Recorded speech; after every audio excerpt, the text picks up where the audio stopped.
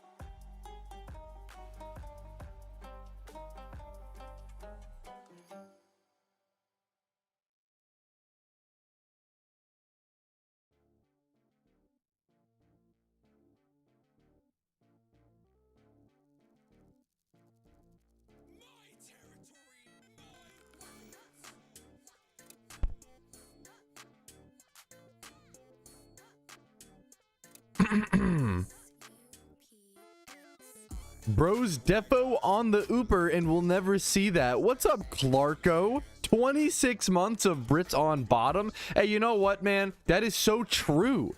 I didn't know you were gonna spit so many facts today, bro. What's up, dude? How you doing? Good morning, everybody. I'm not gonna lie, bro.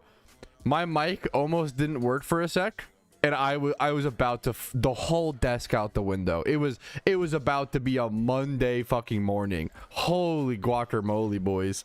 Let me get the dude. Let me get the stuff ready to be chatting about. You know I'm gonna be yapping. Let's just get it over with. Let's just yap it up, fellas. I'm also like doing a little bit of this alpha encounter so I don't lose. There's an alpha victory bell over in, is it Johto, for those who haven't caught it yet? I'm trying to do a little bit of that encounter so I don't like lose it, you know, before it despawns here very soon. Like 5-10 minutes, I think. What's up, Shadow? How you doing? Let's get this all nice and organized. Do we want to... Sometimes it's nice to show the name tag, sometimes not. I think I'm going to show it. I hit Ralts. Shiny Ralts, congrats. No phases. What the fuck? Okay, huge congrats. Holy shit. That is bonkers, dude. No phases is wild. No phases is so crazy. Congratulations, dude. Do.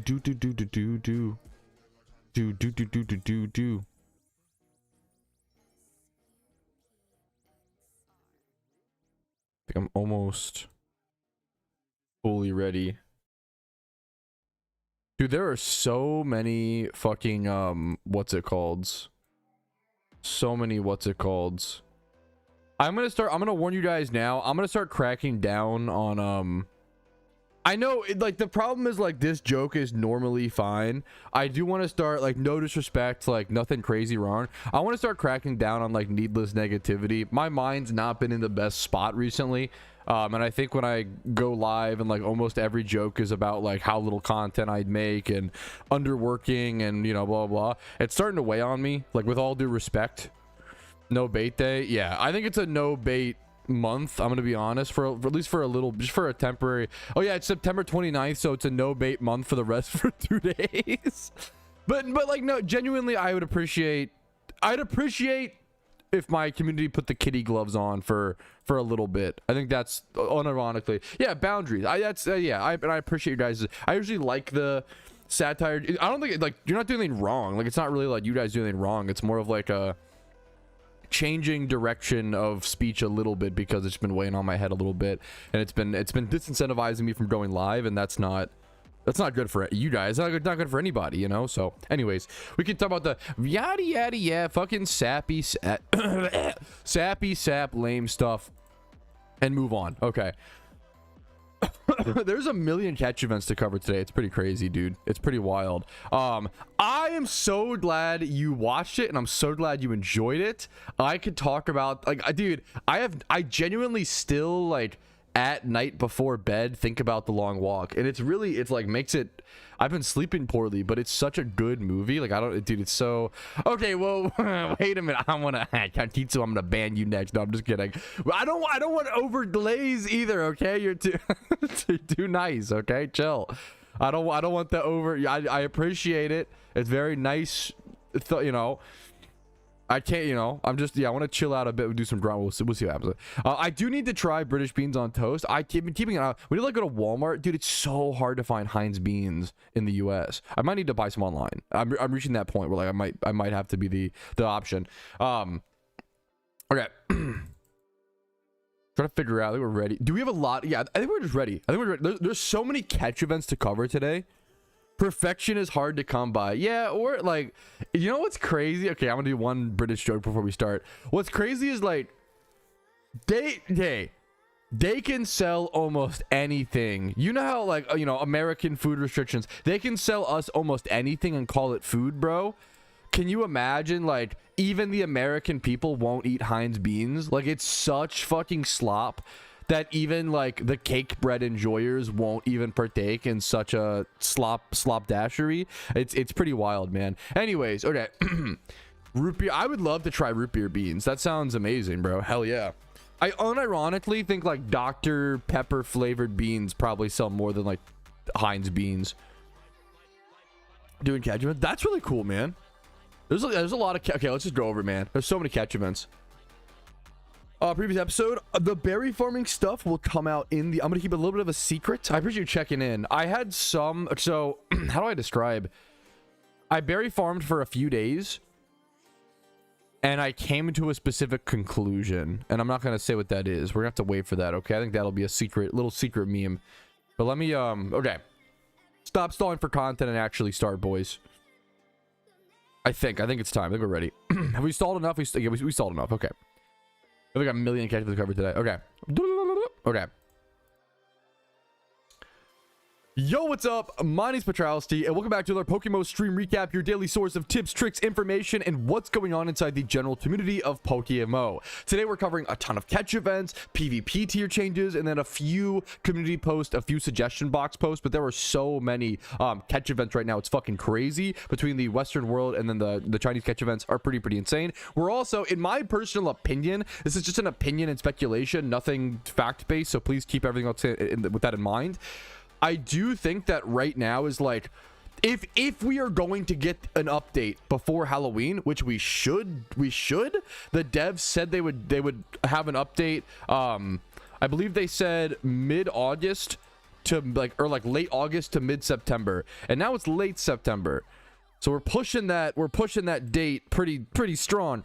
If they delay this update anymore, it's going to conflict with and interfere with the Halloween event, and I don't want that personally. The last time they delayed an update, they had to drop the update on the day Shiny Wars happened, and that was a fucking nightmare. That was like one of the worst mistakes they could have done, in my personal opinion. Unfortunately, I love the devs, but it was a mistake. You know, mistake's a mistake. So I'm hoping that doesn't happen with the Halloween update as well. So we're gonna hopefully not see that. But my point being, I think today, September 29th and September 30th are, I think, our two like best chances for an update. If they don't happen on one of these days, I don't know if we'll see it, or maybe sometime in like early to mid October. But if it gets to like October 15th and we still haven't seen an update, I would be really shocked. Yeah, people, I was gonna bring that up. Voiceless Gate in chat said the PvP season, the PvP like big tournaments are coming to a close.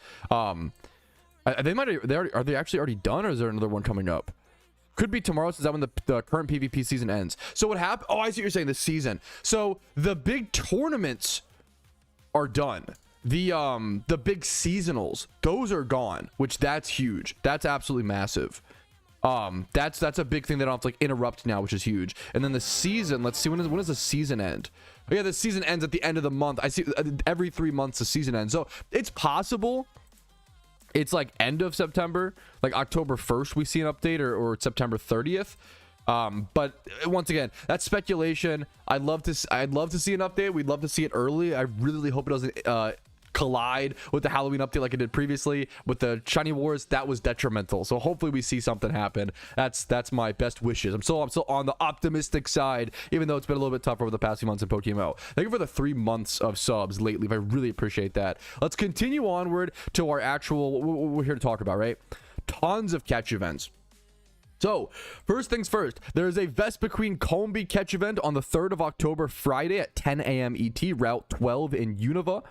Combee and Beedrill are the catchable Pokemon with the nature bonuses of +5 for Bold, +5 for Calm, -5 for Impish, and -5 for Lax. Typical catch event rules with an amazing shiny up for grabs, Shiny Vespiquen. This is normally a single encounter shiny hunt, and it's a pretty like decently tough single encounter shiny hunt. Winning a free Shiny Vespiquen is an amazing, this is a really good catch event prize. This is like up there as like one of the rarest prizes they can give away without it being like a straight up rare. You know, it's not technically a rare, but it's still pretty darn difficult, and it has to be like a female Combee to evolve it into a Vespiquen, so you might need to like breed it if you catch a wild one, versus this one is just a shiny Vespiquen. I love this shiny as well. Very underrated shiny in my opinion. I love shiny Vespiquen. So that event is coming up. Next up, we have a Whalmer catch event on the 5th of October, Sunday at 1 p.m. ET, Route 129 in Hoenn. Wailord and Wailmer are gonna be catchable here. I'm assuming it's a fishing. I think Wailmer and Wailord are fishing Pokemon only. So keep in mind you're gonna have your fishing rods, and you might want to use. I'm thinking about how good chum buckets would be for this event. I don't know if they're worth it because the hordes of 3. I think for catch event it's just gonna be like what's it called, just sticky hold, or maybe not even, maybe just leading your Breloom and strategies for this one will be interesting to honestly see what develops. +3 for Wailord. Wailmer is neutral. +5 for Modest. +3 for Naive. And then a shiny Wailmer. Another, like, dude, these are 2 back-to-back difficult shiny hunts. Vespiquen is a few hundred hours to shiny hunt on average. Wailmer is, I believe, let's go into the math actually. To be fair, I'm going to do the math prior to Chum Buckets have changed this shunt, so I don't even know the math on Chum Buckets right now. Didn't they make... Chum Buckets made fishing 2 times faster, correct? Maybe we could do it on the fly. Let's see if we can do the Chum Bucket math on the fly. So previously, fishing was 220 encounters per hour. I think they doubled it with Chum Buckets up to like 440. So if you can do 440 encounters per hour, you would do 30,000 divided by 440. That now makes a fishing shunt 68 hours, 69-ish, let's say 69, instead of the 120 hours previously, to show how insanely busted Chum Buckets are, once again. So we're gonna do...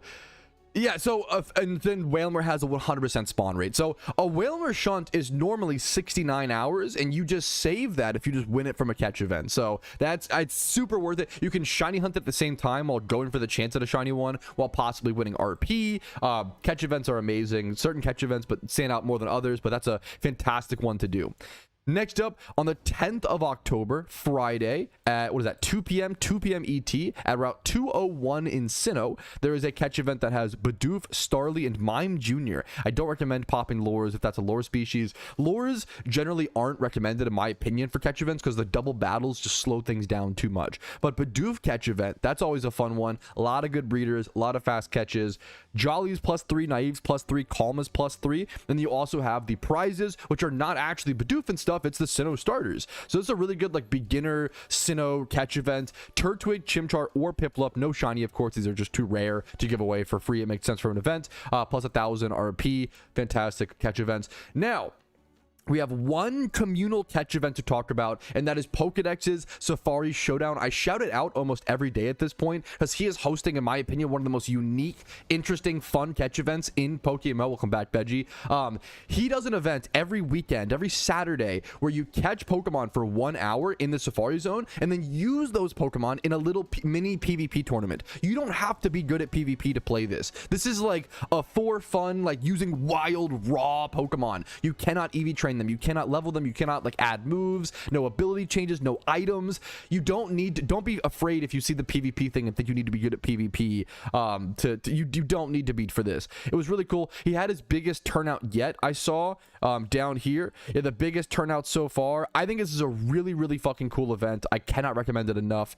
Definitely check it out. Very cool unofficial event happening in PokeMMO. Next up, now you might be little, deja vu, Patrouski. Why am I seeing this Vespiquen situation again? I've never seen this before. This is really fucking cool. This is just the same, I believe it's the same time zone. Yeah, this is the same Combi catch event, simply translated into Mandarin or Chinese, right? I think this is really fucking cool. These are actually Chinese catch events, and I translated this using Google Chrome's translate function. But this was really cool to me that they're actually translating English catch events over into the Chinese catch events the same exact way that I try to translate the Chinese catch events into English for you guys. Specifically, Chinese catch event time zones are really good for Australian players, really good for graveyard shift workers, really good for anybody who has like an off sort of schedule, an out of the norm schedule. I cannot recommend being aware of these as well. So Chinese catch events, this one literally just the same information as this one, I believe, so I'm not going to like cover the details, but I thought it was really cool. They're translating American catch events or Western world, it's everything, right, into Mandarin as well. I thought it was really cool. We can actually go over here and go to translate and then go back to, this is the native language that this event is, or not it's the translated one. I think it's really fucking cool. So anyways, I wanted to talk about that. That's really neat in my opinion. Moving on. This is a Chinese catch event translated into English. These are mostly for, once again, Australian players, you know, people out of a norm schedule. So keep that in mind as I kind of go through this a little bit. But Friday, October 10th is when this takes place. 1600 Beijing time. I recommend googling 1600 Beijing time to my time zone to see if you can make this event or not. It's going to be at Hoenn Route 104. You have 1 hour to catch as many marls as possible, and there is a shiny marl up for grabs. Next up, I love this. I love Scraggy. I love this photo of Scraggy. I love his art. It's one of my favorite Pokemon of all time. On October 11th, Saturday, these are different catch events. Saturday, October 11th, 1600 Beijing time, Unova Route 18. You can catch Slippery Boy being the rough translation. Sorry, I had not pre-read that. That's really funny. Slippery Boy or Scraggy being the only catchable mod here. That's too good. And you get a gift flash Slippery, a shiny Scraggy up for grabs. Check that event out. Fantastic one. Next up, a coughing catch event, October 5th, Saturday. This is the most soon one. I think the most soon one coming up. 1600 Beijing time once again. Johto Safari Zone, Swamp Zone. It's like marsh. We might guess the translation. Gas Bomb. Coughing is the only catchable Pokemon, and there is a shiny Coughing. Beautiful shiny. I love the shiny, dude. Shiny Coughing up for grabs. And then next up, this art, dude, is so freaking good. The Meowth eating a little sandwich. October 4th, even sooner than the other one. October 4th, Saturday, 1600 Beijing time. Kanto in the this is just the Safari Zone, I believe. I don't actually know. This is one of the first translations I've come into where I don't know what this is saying. So if anybody knows this translation, please let me know in the comments. I would really fucking appreciate that. Open space.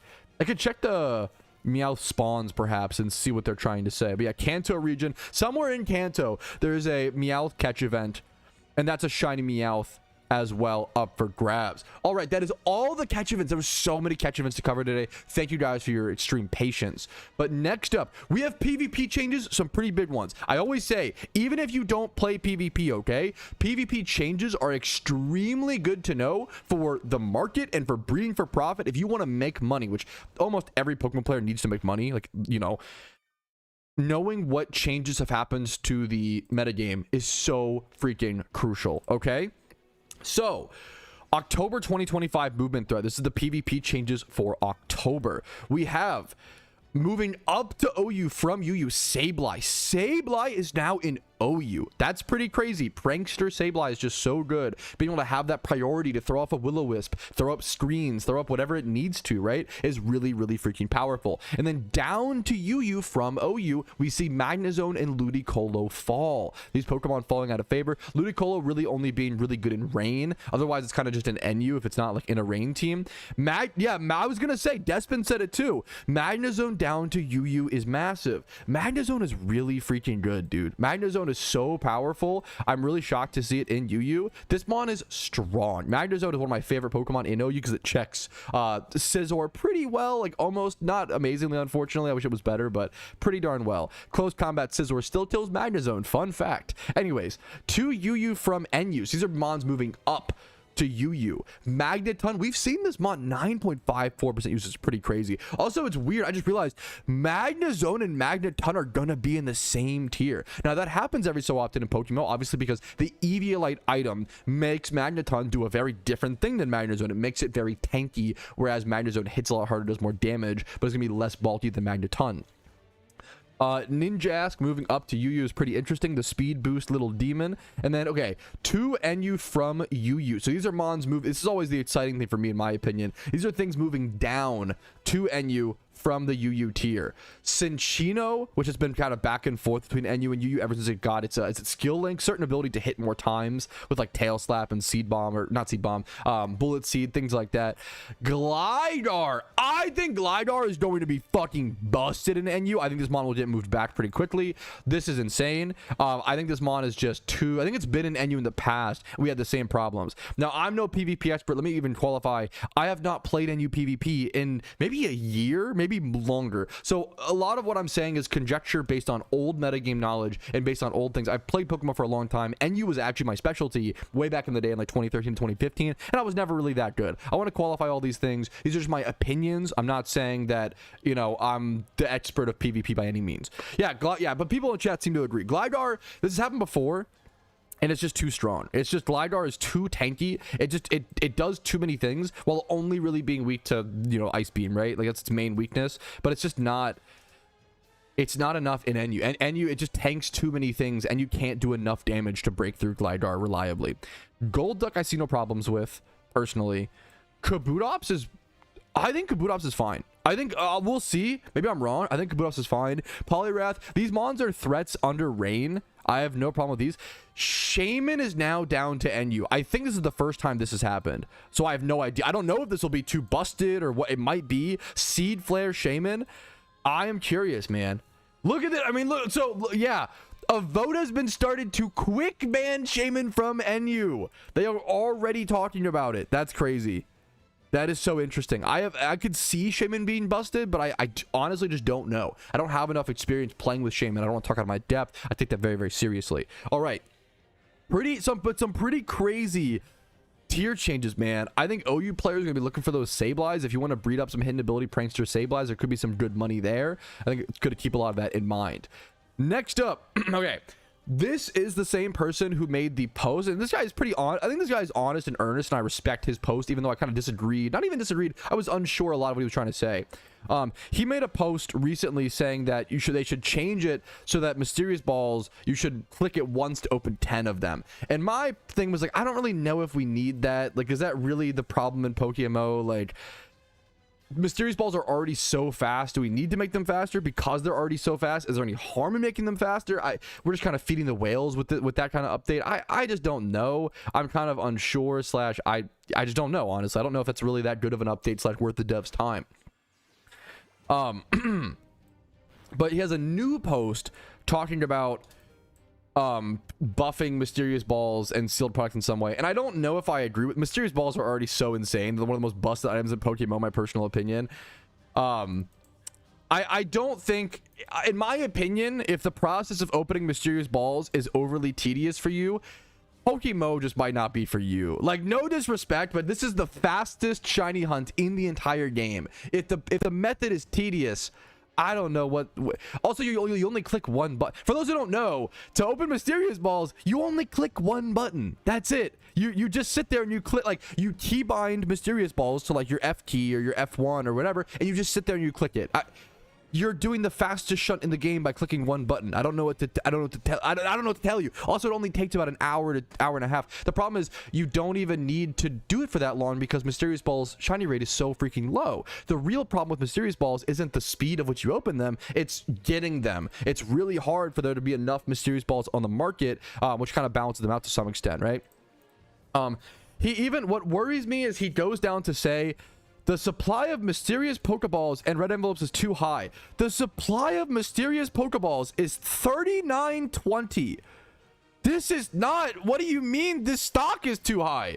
For reference, let me go over in game. Let me show you guys what the shiny rate is of Mysterious Pokeballs. These are from the most recent one. The most recent event. The shiny rate for Mysterious Pokeballs is 1 in 8,000. There's literally not even enough Mysterious Pokeballs on the market to hit one shiny on. What do you mean there's too much supply? Now, someone replied. Let me find it, actually. Someone replied. Let me find. To be honest, all I read here is my stuff doesn't sell as good as I hope for. So yeah, someone recently made a forum post talking about how like Mysterious Balls had not gone up in value enough and like complained like their investments didn't make them enough money. I hope this wasn't the same person. I don't think it was. But this logic makes no sense. The red envelopes, I don't think it's too much. I could be wrong. That one's a bit more in gray area. Saying Mysterious Pokeball, there's too much supply is just crazy to me. That makes no sense at all, personally, with all due respect. Yeah, he's complaining about a market doing what a market does, which is deciding the value of an item. And I just now, okay, I don't want to rag on this guy because I actually, this is why I wanted to talk about this post, because if a post is just negative, I don't talk about it. There is a positive, right? There is a positive here, okay? Yeah, red envelopes don't have the ultra rare. That's why they're not. Yeah, they don't have the big vanities. Now he does bring up a good point. Allow a player to open it, but that's not the good point. What the fuck is this? No, okay. The good point is display the loot in a table and highlight rare drops in gold or red. I think this is actually a really good. Someone even mentioned, I don't know if it was him or someone mentioned recently on the forums having an animation that pops up when you open a big vanity. I think that's actually a good idea. I think some sort of celebration animation. Is it a little gotcha gamey? A little bit, but I think it's fine. I think if you open, like, yeah, like this guy kind of memes on him is like, oh, like this, like a fight, you want it to be like a casino, but we already have the, I kind of, maybe I'm dumb. I'm pretty anti, you know, not anti-whales, they help the game, I guess. That don't want to hurt me, but like I'm pretty anti-encouraging so much gotcha. And you know me, I'm kind of like, I don't gamble in PokeMMO for the most part. Like I don't like it, right? I don't think it's really playing the game for the most part in a lot of ways. However, I think it's fine to have an animation. I think it's fine to have a beautiful animation in the game that plays when you get a big the ultra rare vanity. I think that's fine. I think that would actually be cool. Either having the item pop up in a gold or red text and having it, I think that works in my personal opinion. Everything else, I don't know what. Everything else I don't really agree with personally, but I did like that he brought up highlight it making people feel a bit more excited when they open the rare thing. I thought that was kind of cool. Anyways, we're gonna move on from that. Find the positive, find the good in the bad. Okay, that's the message of the day. Now this is just a fantastic suggestion that I've never seen suggested before, and I've always said I think the daycare in PokeMMO is one of the most underused mechanics in the game. It's actually really strong. People just don't take the time to utilize it. I would like to propose a new HUD menu where you can see what Pokemon you have in the daycare. Sometimes it's hard to remember what Pokemon you have in the daycare. Absolutely. You can spend time looking for Pokemon in one of their boxes, only for it to be in the daycare. Since there are 3 characters per account, if you're someone who progresses all of that, that means Pokemon, you can have 15 Pokemon in the daycare. If you're someone who plays multiple accounts, that number gets bigger and bigger. If you are a player who takes extended breaks from the game, yup. With this change, yeah, not even, like, it's just, even if you don't have that many mons in the daycare, it's, look at this. I love this concept. I love they took the time to do this. This is so nice in my opinion. This is the perfect example, in my opinion, of a quality of life update where even if you have to go to the daycare to see what mons, even if you go to the daycare still, this would prevent you from physically going there to check on them. But even if you have to physically go there to check on them, you would still see this kind of menu where you can see what level it started at. So a lot of times, I don't remember what level I put the Pokemon in the daycare at. And it doesn't tell you, oh, it's reached level 100. It just says, oh, this mon's gained 27 levels. Now, I might have put it in at, you know, 70, whatever level it is, where that would be level 100 now, but I don't know. I don't remember. So I have to pull it out, put it back in, like, to check it. And that's, like, I think some sort of UI like this is just a fantastically, just a positive. Like, I can't see a single negative here. Just a good idea for an update, and it's not even like that much dev time in my opinion, so I could be wrong, but a little UI like this would be fucking phenomenal in my personal opinion. And boom, there it is. That is the last topic I want to talk about today. Thank you guys for watching. We're going to jump into the rest of the stream recap here. If you have any questions, comment in the live stream to ask me. I love your question might get featured in the stream recap. I love it being sort of an FAQ type situation. I can talk to you guys and get a real sense of what's happening, what problems the general community has, how to solve them, and just general discussion to hype about the game as well. Hopefully we see an update coming up here in the next few days, and I'm also very excited for the Halloween event regardless, so hopefully that goes well. I will see you guys with any other questions or things to talk about. Thanks for watching. Like the video, subscribe, all that jazz. See you very soon, probably. Whew. Add more games like Voltor and Flip. Oh no. For no reason that I won't explain. I'm actually against that idea. Smiley face. Yeah, that's about it. That's about it. Not even gonna explain why. Have the incubator that shows that UI screen. Tab to the incubator menu. Oh, like similar. Yeah. I see what you're saying. Yeah, absolutely. Absolutely, dude. Absolutely. Pokemon's grindy as hell. Yes, all MMOs are. They always, that's kind of their style, you know. I love Voltorb Flip. I respect your bravery. Question, what's up, Alice? Should be a mid-comp non-shiny version of the winning mon of the catch event for second place. A mid-comp non-shiny version. I don't think so, to be honest. It's kind of a neat idea. I think we just don't need to bring any more good IV mons into the market. Not that it would go to the market, but it would like fulfill that need for that player to where that player now wouldn't need to go buy a good mon. I think it's fine that RP. I think the RP prize is fine for second place personally. I could be, you know, convinced. I'm not like super hard on that position, but I feel like 500 RP is a pretty valid second place prize in my opinion.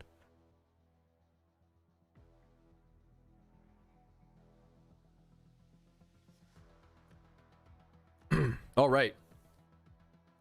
When are we starting the Ravens rage bait? I so politely asked no Ravens rage bait today. For those who don't follow the NFL or maybe just didn't hear what happened, I'm a die-hard Baltimore Ravens fan, okay? I'm a massive big Ravens fan. And for those who don't know, the Ravens were quoted by many analysts to be the #1 team to win the Super Bowl this year. I think most gambling, you know, most sports betting stuff, which they do their they crunch their numbers really well because money, you know, money has a high incentive. The Ravens were considered the #1 team by many people to win the Super Bowl this year. It is week 4 and our season is over. We're done. I don't want to talk about. We're 1-3, and our star quarterback, the best quarterback to ever play football. Okay, that's a little. I'm being a little flagrant. It just got injured. It's over. I looked forward to what's it called? I looked forward to this season so much. I was so excited, and it's over. I was really excited to watch a full season of football. Maybe it be our year. It's week 4, and we're done. I'm really bummed about it, but it is what it is. Football's not in my control. Hey, man, you know, it is what it is. What are you gonna do? What are you gonna do? We're gonna come back stronger, hopefully. It's that fast, damn. It's that bad. The problem is we have 7 of our defensive starters are injured, I believe. I think it's 7. Nate Wiggins also got injured that game last night. 7 of our all of our best defensive players got injured, and we already have like the worst defense in the league. And then our star quarterback, who like carries a lot of things, he's injured. Yeah, it's cooked, unfortunately. It sucks. It's really crazy. Anyways, dude, thank you so much, Spaniel, and congrats on your fucking Blastoise. That is a sick breed. Anyways, that's all I'm gonna talk about it. I don't like to be the football fan who just like cries and whines because, you know, it is what it is, man. There's so many worse things happening. It's not a bit. It hurts, you know. You're connected to something like that, but you know, it is what it is. Yeah, dude. Much love to you, T Tessa, going through this fucking time, bro. I'm sick of what. Yeah. I don't play fantasy football. I should. I've never done it. I feel like I would fucking love it. I just don't have the time. I always think I don't have the time. I should try it. Alpha's yeah, I am like, let me get started on that Ariana. Exactly. Alrighty, fellas, we are starting a beautiful day on the Ironman account. I'm very excited for today. Which is funny, we're not doing like a whole lot of crazy exciting stuff, but it's really good progress, and it's some of the most finalized progress we'll see on the account. First things first, I'm going to try to catch this Alpha Victory Bell. It's turned 13. This thing is well despawned as well, so if I don't catch it within this encounter, if it kills me or itself, it's cooked. We're going to hopefully catch it. Today, we're mostly just catching an Alpha Victory Bell, doing our Jimmy run, building our Pokeyen up, and then XP training. I want to XP train. I want to XP train as many raid Pokemon, as many Halloween Pokemon, as many pumpkin Pokemon as I possibly can. I can spoil this because I soaked it earlier, so it's actually a water type right now for those wondering.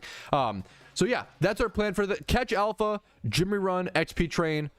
We should make some really good progress. So once again, some of the final progress for the Halloween event. So I'm getting a little like jittery, a little excited. We're almost fucking like done. It's just a crazy feeling to start an account from scratch a few months ago and to be, I'm like at endgame. I'm like at endgame, and it just feels, crazy. It feels crazy, man. Thank you for joining me all this way. Let's catch this dumb little plant, fellas. HP trading, yeah, but yeah, it's gonna be some. I'm gonna be watching some videos. There's like some PokeMMO YouTube videos I've been meaning to watch for a while. There should be some good memes.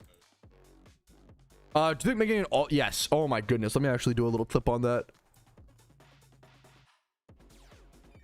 Do you think making an alt for event season is worth it? Yes, yes, yes, yes, yes. 1,000 times yes. The more alts you have for event season, the better. The Pokeyen you can get from alt accounts is ridiculous. Now, you're probably not going to be able to do like raids, you know, on an alt account. Let's keep that in mind, because you need like too many OT with a 1 month away. It's just too close. However, if you can farm mysterious balls, if you can farm swarms and get extra mysterious balls on the, like on a laptop or on a tablet on the side while you play the main event on your main account, you're gonna make so much more like ridiculously. You can make like 200,000 Pokeyen pretty like AFK, like simply on the side per hour. It's gonna be so good. I cannot recommend it enough. Alts are so powerful, especially if they do any like specific raids or specific alphas or specific swarms that are really good. Like one of the most insane, some of the most money I ever made on alt accounts was the anniversary event season. The anniversary event season brought in alpha starters into the game, right? And I got the alpha starters on 3 different accounts, because you didn't even need to be that far into the game to get them, which was the craziest thing. You only needed to be at like Brock, like Pewter City and Kanto. Looking back, I wish I would have done more of them, but I didn't know. So I was able to get 3 alpha starters during the 2022 10-year anniversary event. If I had held on to those, it took me about 1 hour to do all 3 of them. It would have been technically 18, like 20, what's the math on that? 27 mil an hour. would have been the, now we're assuming, you know, I held them to this date, but you know, we're assuming a lot of things, be charitable, right? But that would have technically been like 27 mil Pokemon in 1 hour because I had alt accounts. Now, I sold them during the event. I didn't want to hold on to my alphas. I knew they would be rare, but I didn't think they'd be this expensive, to be honest. But I didn't want to have them in my PC box. I don't want to have to have the PC space. And it was the dumbest, one of my biggest mistakes as a PokeMMO player, because they were worth like 500 to like 700k, 500 to like 800k during the event. So I made like 1.6 mil in 1 hour, and that's insane money. Like that's really, really good Pokeyen, right? For the start of early of an event, right? But if I had held, the money would have been way more. But that, yeah, you know, coulda, shoulda, woulda sort of situation, just to give you an idea of how powerful alt accounts are in Pokemon, especially for events. They're even, if you already think alt accounts are good in the normal game, they're even way better during events. If you have the time, definitely make alt accounts while you can. Just getting like 1 region done, like per alt, is what I would kind of recommend. Like as a starting point, maybe have 1 alt with all 5 done, but it's getting the timing for that. We're running out of time. So impressive, dude. I literally spent like 3 hours breeding that T-Tar. Like it was such a hard thing to solve, and you have to factor in like how long it took to like imagine how long it took to actually catch all those Pokemon that I used to, months of catching alphas to get all those, you know. P Blue, thank you for the 4 months of Prime, bro. Thank you. You're the backbone of the channel. You allow me to be here. Thank you so fucking much, man. Thank you, dude. For Latest Alpha, yeah, we'll see, man. That'll be crazy. Yo, what's up, Vari? I farmed 335 Cherish Balls. Yeah, that's so crazy, Tom. That's awesome. On 1 account, yeah. It's a great perspective. Dude, congrats on your first shiny. What was the species, man? That's all. Don't even thank me for your first shiny. That's all you. That's all your work, dude. Congratulations. Okay. All right, here's our Victory Bell catch. Quirky nature, just a simple 2x31 alpha. Cannot be mad about that. Just a fantastic breeder. Will definitely be used productively in the future. Let's go get set up for our Jimmy run, and we'll have to XP train a Pokemon, of course. How many amulet coins? I've downloaded probably like 5 or so. I'll be down to 4 after this. I've been on top of my Jimmy runs, which I'm pretty proud of, but it is depleting our amulet coins a bit faster than we're used to. How's the game? My wife's playing this new. Oh shit, I hit a super, because there's like certain items that will like replay. Yeah, that's crazy. I had a super one, but it was like not for that many coins. It was like early game or whatever. Yeah, that's crazy. My wife's playing Clover Pit, the new, it's like a slots, it's almost like Inscription. I think it's pretty similar to Inscription to some degree. It's like Inscription but with slots. It's like a slots roguelite.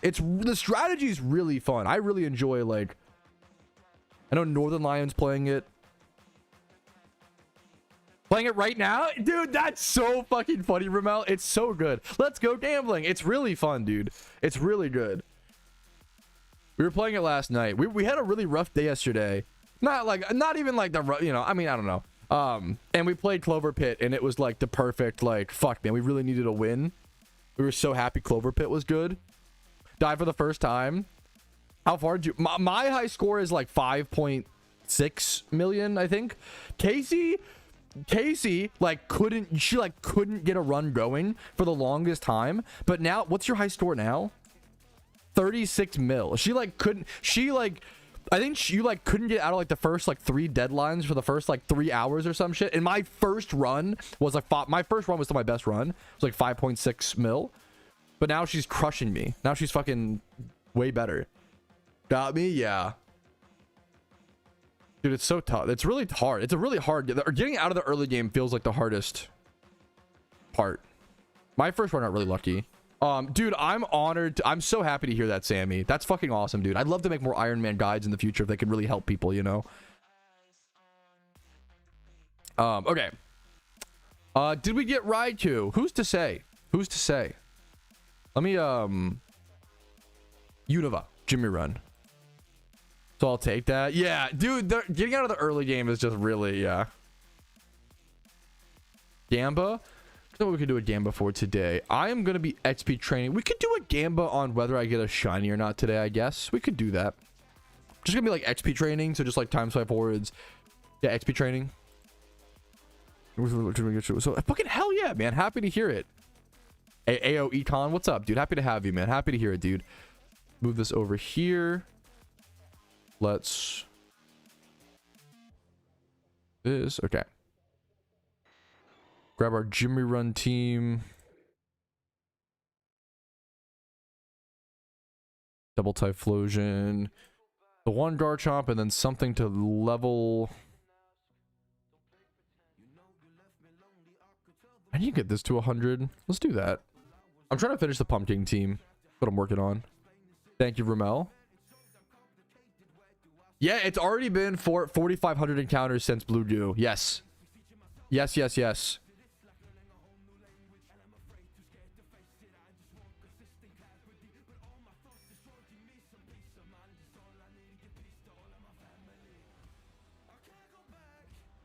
Crazy Grinder, you're too nice to me. It's not that. You're so sweet. It's not that crazy. I appreciate it. What's an account called that's self-sufficient but spends money on non-benefit items on the GTLs? It's still made account. So I'm gonna sell my iron. There's something called a Bronze Man mode, but I don't know if that's what that is, Spaniel. I don't know. I don't remember what the qualifications are.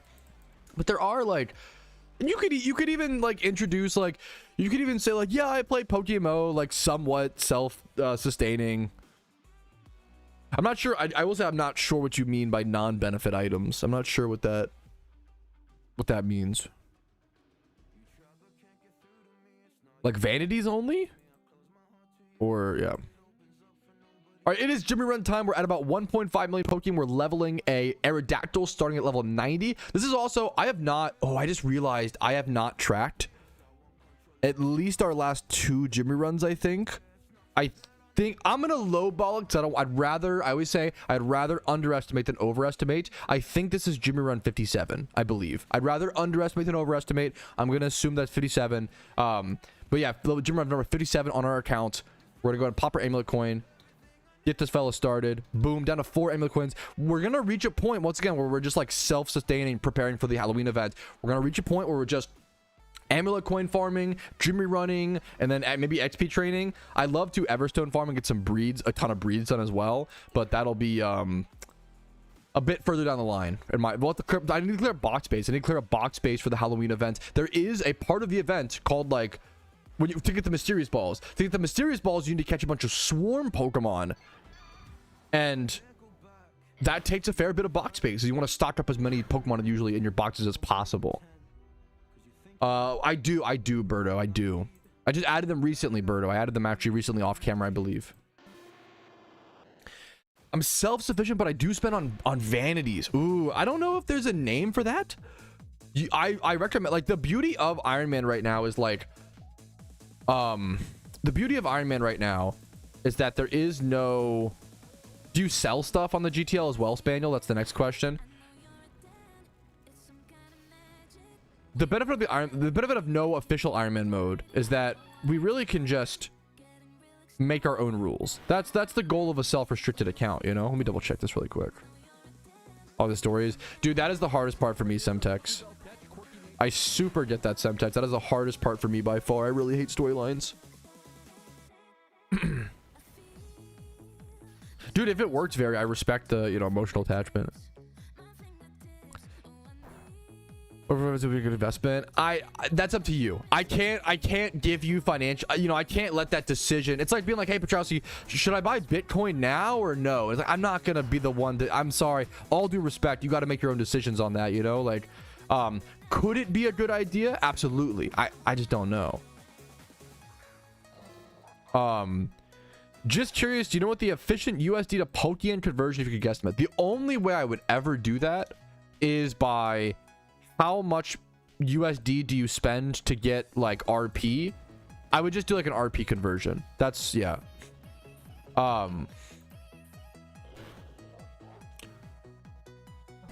That's the only way to do it without encouraging RMT, which I think is really, really important. So I would just ask, like, how much is, so 1,000 RP, right? How much is 1,000 RP is $10, 10 US dollars. And then I would check how much do you sell 1,000 RP for? Is it like 2.4 mil, 2.5 mil?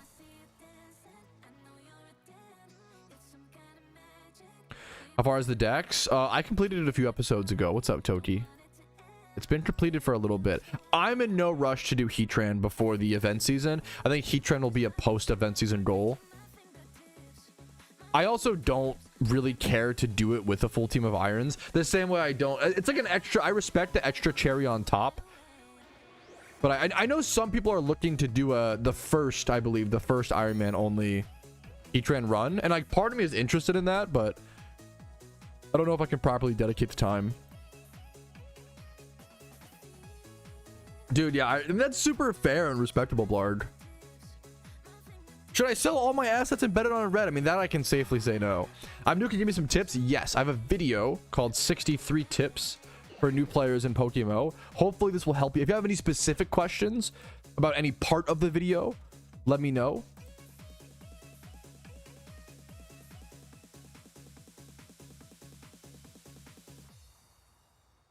But that video should be a good starting position.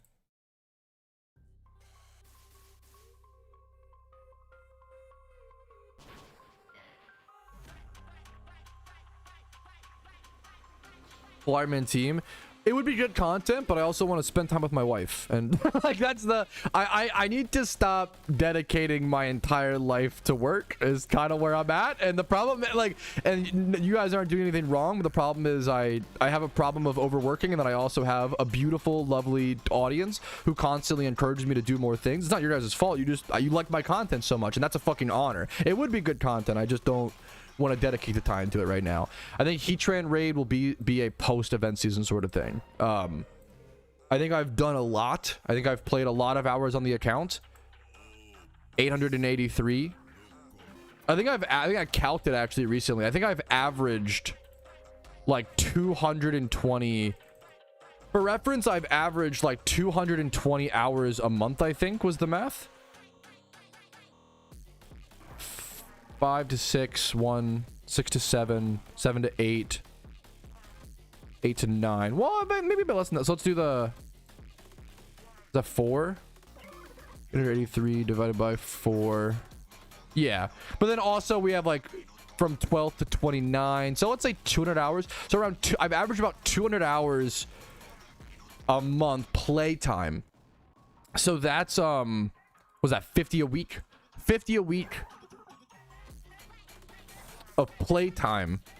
And then usually if I'm playing the game 50 hours, you usually tack on an extra 50 for editing, exporting, thumbnails, timestamps, my other channels, you know. So that's, yeah.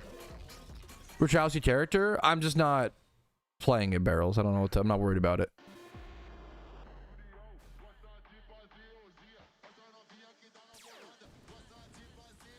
Work will always be there. Yeah, and I love what I do. I fucking love what I do. I'm not trying to complain about, you know, but yeah. That's kind of where I'm at. I play PokeMMO. I'm happy with the amount that I play PokeMMO. I play it plenty. I don't need to have more. I have the problem is in my life I have too many goals. I have too many things that I want to do. I don't need to pile on more. And I'm honored that people want me to do so many things, but I can't promise to you guys that I can get to everything, you know? That's kind of where I'm at.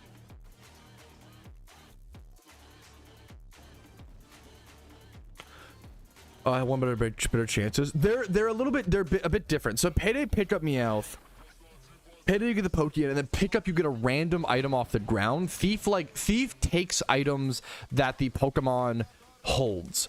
Pick up is a larger like drop table. It's a great question. What's up, Joshua?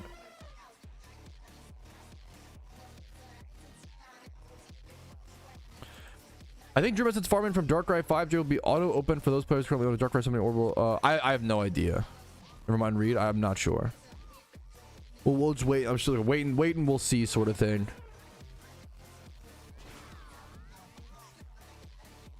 Is using one storyline E4 team again and again against the rules of Iron Man right now? I'm gonna put in this. No, dude, you can absolutely. That's a great. No, you can absolutely do that. Totally valid. Totally great idea. Absolutely, dude. Yeah, if you want to plan your Iron Man run around like. Plan the level caps, you know? Absolutely, dude.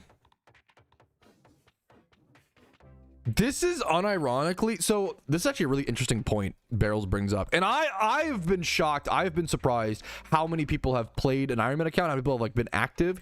We have one of the more active teams in the game with 129 members. But obviously, it's also all Iron Man. And I also just purged all the inactive players from the team, like, a week ago or less, right?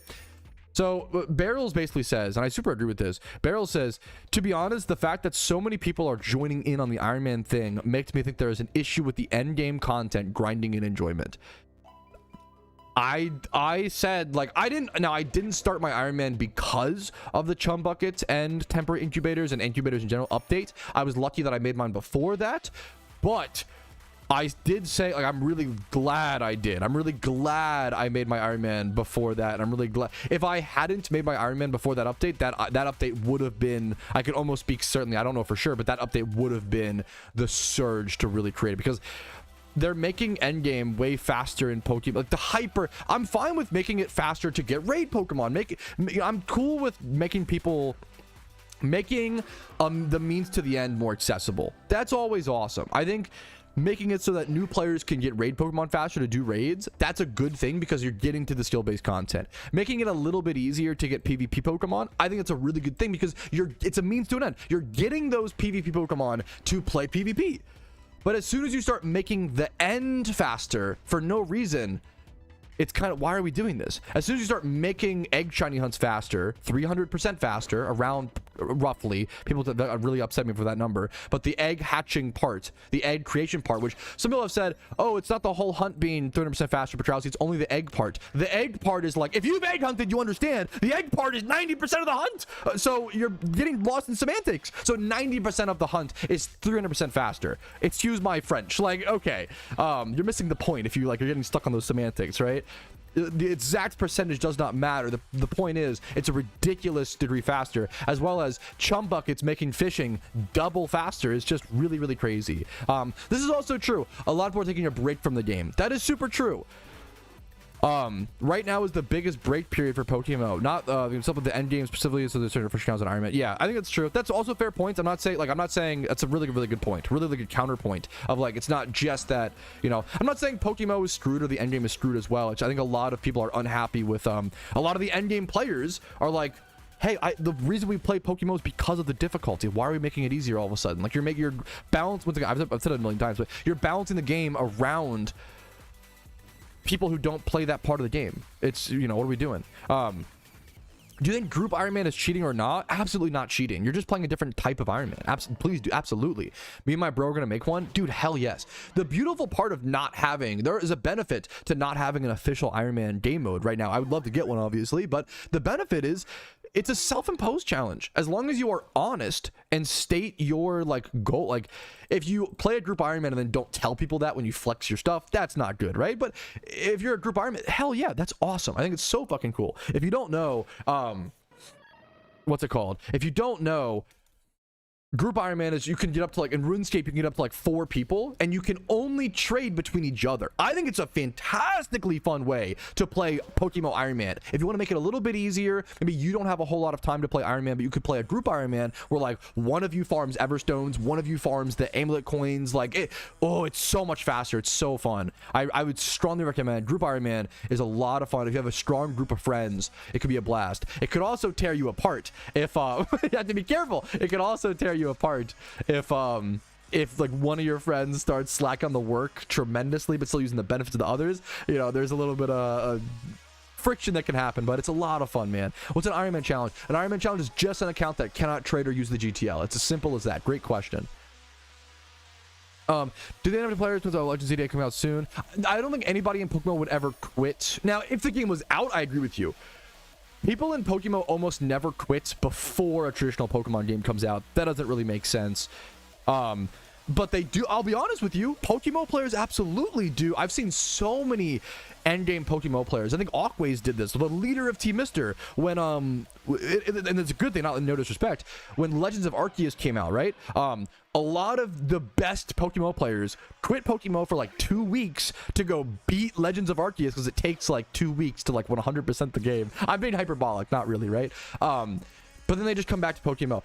I always say, like, this is why I always say I don't think this is my personal conjecture. I don't think Nintendo really cares about PokeMMO because they're not fighting over the same player base. No one is playing PokeMMO instead of new Pokemon games. When a new Pokemon game comes out, it's either people who would never play the new Pokemon games anyway, or people who quit PokeMMO for like 2 weeks to go play the new Pokemon games and then, you know, come back. Because PokeMMO has more longevity and has more endgame content than traditional Pokemon games, which is, you know, that's, yeah.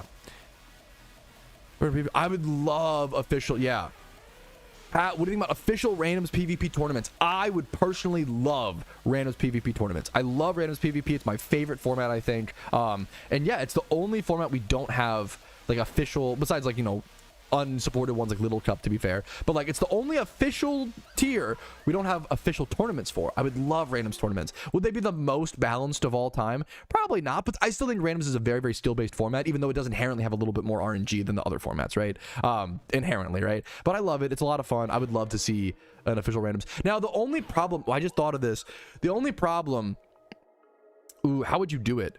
Because the fear, maybe it's just like, the problem with randoms PvP is I think you'd have to do open team sheet, because otherwise it would just come down to like you would get your friend to spectate your opponent to see their team, to get their whole randoms team, and that would be like disgustingly, it'd be like disgustingly unfair, because you'd have to like oh, I'm stream sniping me playing randoms PvP is way worse than stream sniping me playing OU. It's way more information. It's an information game, so that's a tough thing to balance. Do you just do randoms PvP but then make the open team sheet? But then the huge point of the skill of randoms is like playing around hiding that information. Do you make it so spectators can't see but then streamers still get fucked, which is part of being a streamer if you play PvP, which sucks. I wish there was better ways around that besides like 15-minute stream delay. Yeah, but I love the idea of it. There's things we could do. It's a great question. I would love a randoms tournament. Changes every match. The problem is you would have a friend go live spectate like your opponent during that match. Like that's what yeah. Because it would change every match, you know, randoms PvP.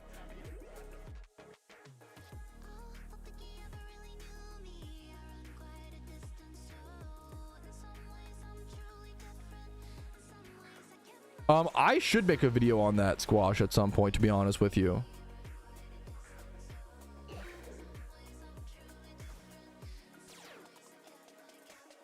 This goes here.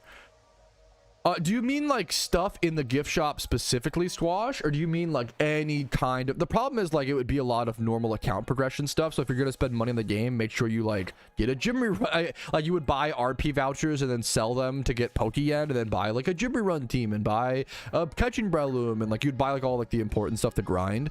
But if you want to just buy something from the gift shop, I think the XP reamplifier is like far and above and beyond the best item in the gift shop. Nothing in the gift shop, it's a good thing.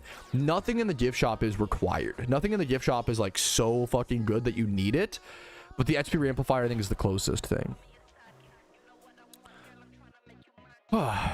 Everyone's up here. Do you know why? I use a fly ocarina. That might be the difference, Mason, but I could be wrong. Bum chuck it.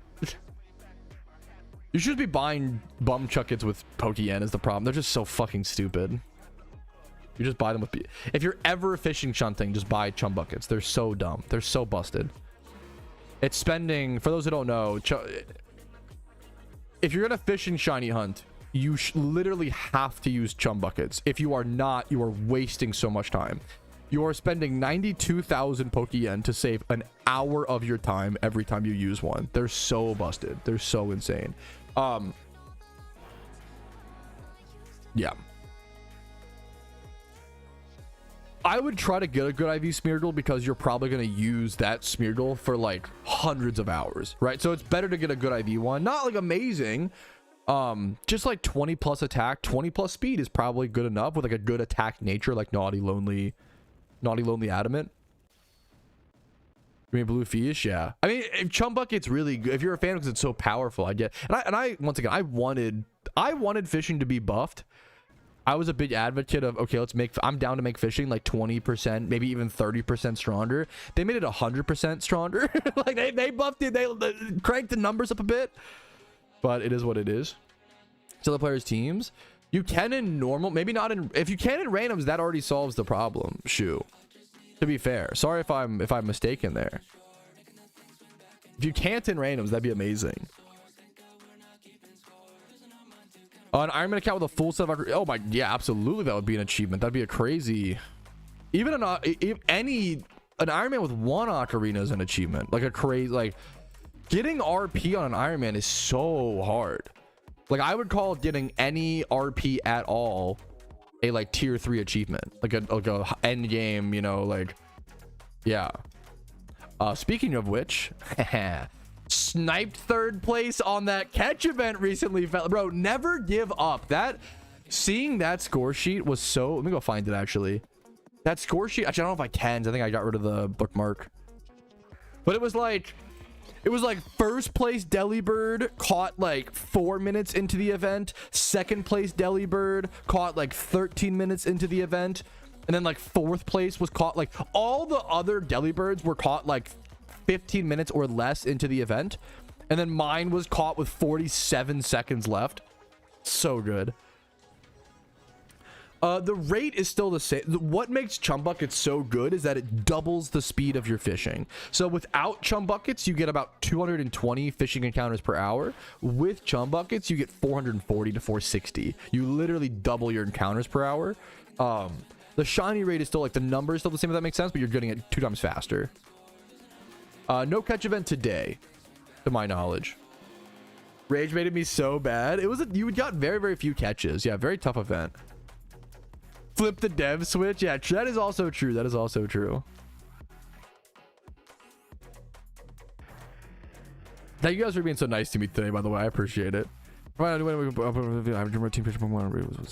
I make money? I mean, you pretty much... The problem is making Pokeyen right now, aside from the pure methods, is really hard. It's harder than ever. Nobody's spending their money. Everybody's saving it for event season. Like, it's just tough.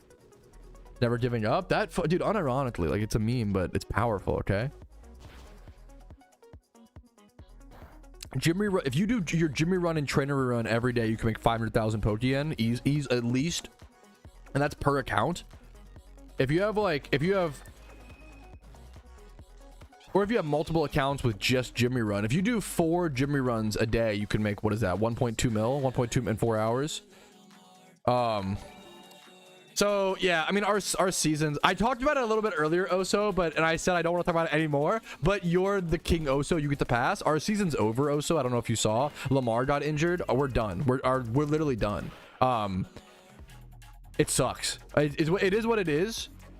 7 of our defensive starters got injured. Our, like, second best did a serious injury. I didn't check, to be fair. I saw he went down. He was out for the game.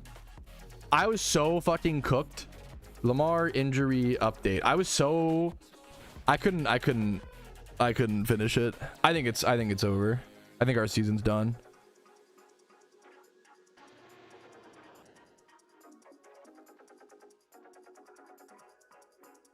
I'm not seeing any update. I don't know if he would leave the game if it wasn't somewhat serious, but maybe I'm wrong.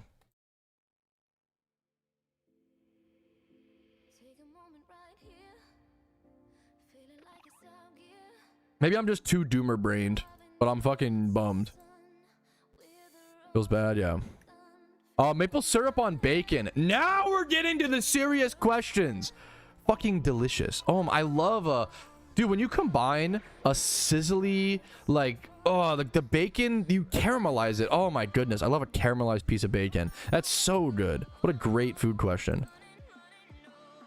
Any means? Is that true, Osa? Okay, maybe I'm a little too doomer brained. The problem, I think our season is still over. Maybe I'm cope, but like 1 in 3, 7 of our defensive starters went down. We're already the worst defense in the league. Nate Wiggins got injured, like our second best corner. We're fucked. I don't know, dude. I'm just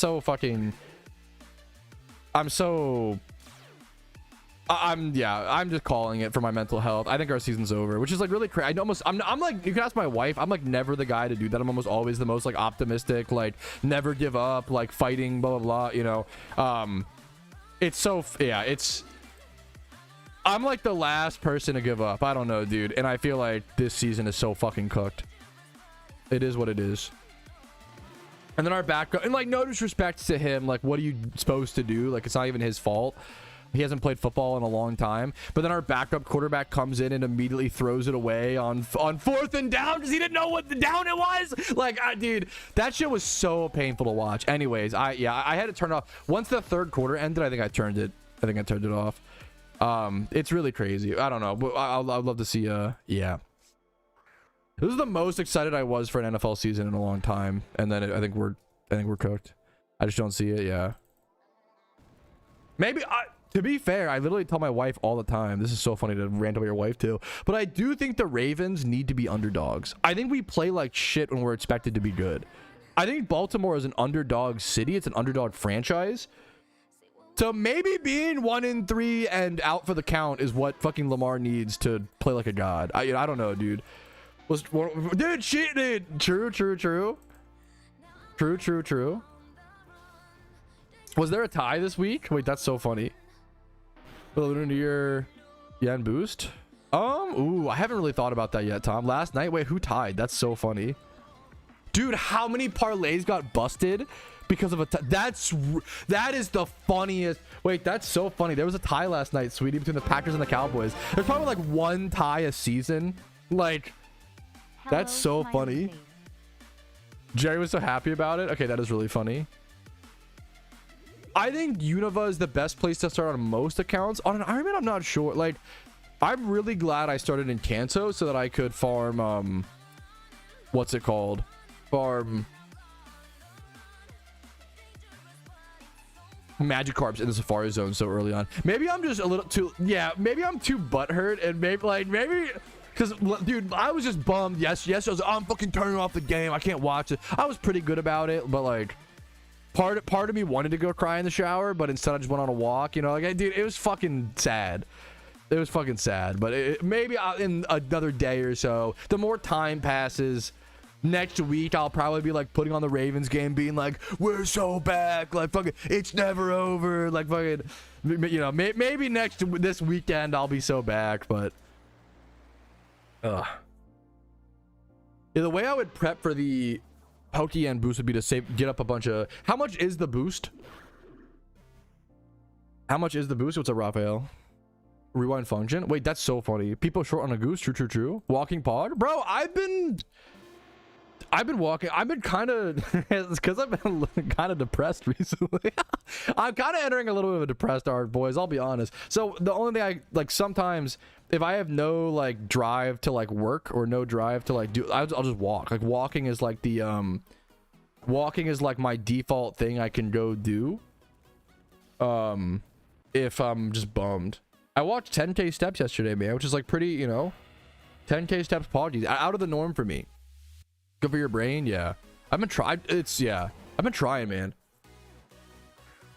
I think me and my wife were on a walk yesterday. We were talking. I feel like right now, and you guys can, maybe chat's cool and like, what the fuck are you talking about, Patrouski? I feel like there's just a fucking cloud of smog over the world right now. I actually feel like, and I feel like that's okay. I feel like everybody's just in that smog cloud together right now. Like, I think we're all just going through it. Everybody's just trying to, like, we're all just getting through it. We're all just fucking pushing through. Like, we're hanging out, we're chilling, we're doing what we can do.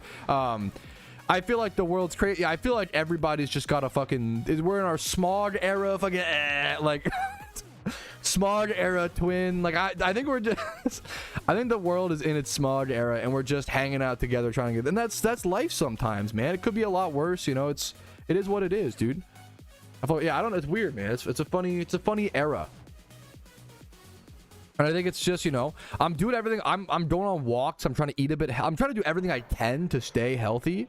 And then it's literally like still like bummed, you know, and that's frustrating in its own right. But I think you just can't, I don't know, you just gotta do what you can do, stay in habits, and just try to push through the smog era, fellas. It is what it is, man. That's the real fucking truth of it, dude. Smog era on top. But it won't last forever, okay?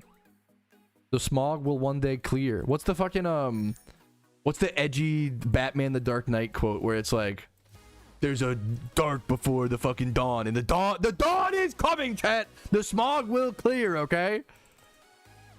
Got me sad. I feel like this is really fucked up. I feel like I'm the opposite. I feel like I get summer depression. I feel like summer makes me sad because I know I'm gonna be hot and irritable. I feel like I'm getting happier. Like, as it's becoming Halloween and winter, I'm getting happier. I can't wait for I love the holidays. I get summer depression, unironically, where like I know that I'm gonna be like hot and miserable, and I get fucking bummed about it. You're weird. Dude, it's fucking dumb, dude. Smog era episodes, yo, that's a good question. A good question. Me too, man. I love the holidays. I genuinely, I love decorating all this dumb little shit that most people won't eat, like the little fucking Halloween, the pumpkin Halloween, fucking Eevee with the witch hat, like. I love this shit, man. Summer, fuck summer, dude. True, bro. I want to live in an igloo, bro. Fuck summer. I want to live in an igloo in the fucking Antarctic with fallen down evergreen trees surrounding my fucking area. At the smog, yeah, dude. Much love to you. I know that's so real, Keanu. Excuse me. I was like, it's so hard to say Keanu instead of Keanu, like Reeves. But I feel like a lot of people are just going through the smog together, man. No events, PokeMMO. True. That's what causes it, Huryu. Blaming PokeMMO for your depression is great. That's base. I should be doing that, bro. It's like one of those like dumb like lawsuit ads you get on Instagram. Like, have you ever played Minecraft? You might be able to sue them for $2 million in this class action. Like, shut the fuck up, dude. Those ads are so funny. Do you guys get the it's like the, have you ever spent any money on Steam?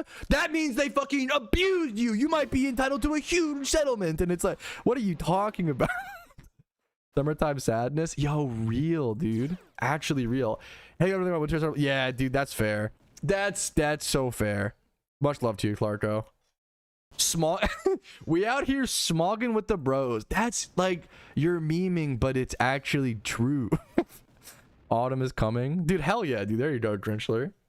We live in the tundra forest, pretty much, man. My first house I ever built in Minecraft back in like Minecraft Alpha was I dug into a little. It wasn't a like snowy mountain, but it was like a snowy hill, like a really small hill, probably like 3 or 4 blocks high that I dug into, off like a beach side. My first ever Minecraft house, because I think what it was back then you had snow worlds and non-snow worlds, and I didn't know that, and I spawned into a snow world. I think that was just how someone could correct me in chat. I think that's how it worked back in like really early Minecraft. My world was just a snow world. It was like snow or not snow world. It was also perfect. I got Minecraft. Minecraft was my only Christmas present. It was the one thing my mom could afford.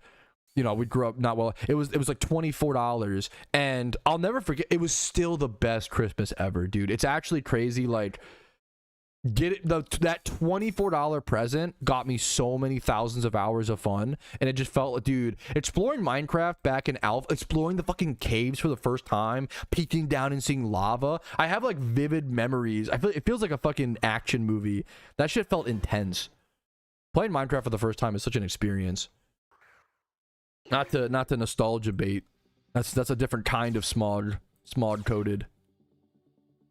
Zombie riding horses with spears. Not, hey man, whatever makes people happy in a nostalgic way. I really like, I still play on the, I used to play alpha and beta Minecraft for a long time. I actually nowadays play on the new version of Minecraft, and I do enjoy it, honestly. But I think I build, you can actually go see, if you want to see my little Minecraft Forever world, I think I build the way people built in 2013 still. I never got good at building. That's all I do. I love building. I build a shit ton.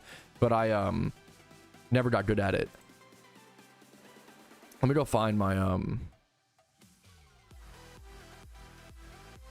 If you want to see my dumb little Forever world, you can. I have a video of me touring. It's like a 2 or 3 hour video. I literally spent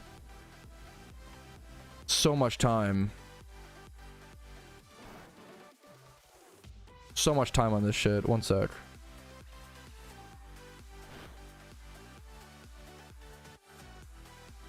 If people are in, some of the builds in this are also named after viewers. That was like, Danny has his own house in it.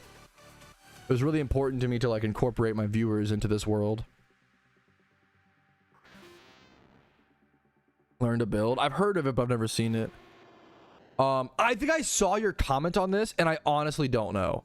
Hey Pat, just curious why Gothitelle / Behemoth used for heal block instead of Smeargle. I honestly don't know the answer. I just know the build from other high-end raiders, Diego, and I honestly don't know. I don't know why. I'm such a really lame answer. I'm so sorry. Maybe it's just the ease of getting it. 75 base set speed versus like Gothitelle's like 40. I don't. If someone knows the answer, I don't actually know. Maybe it's an AI targeting thing, like the Smeargle. Is Smeargle frailer? I bet Smeargle's frailer, and maybe like, I don't know.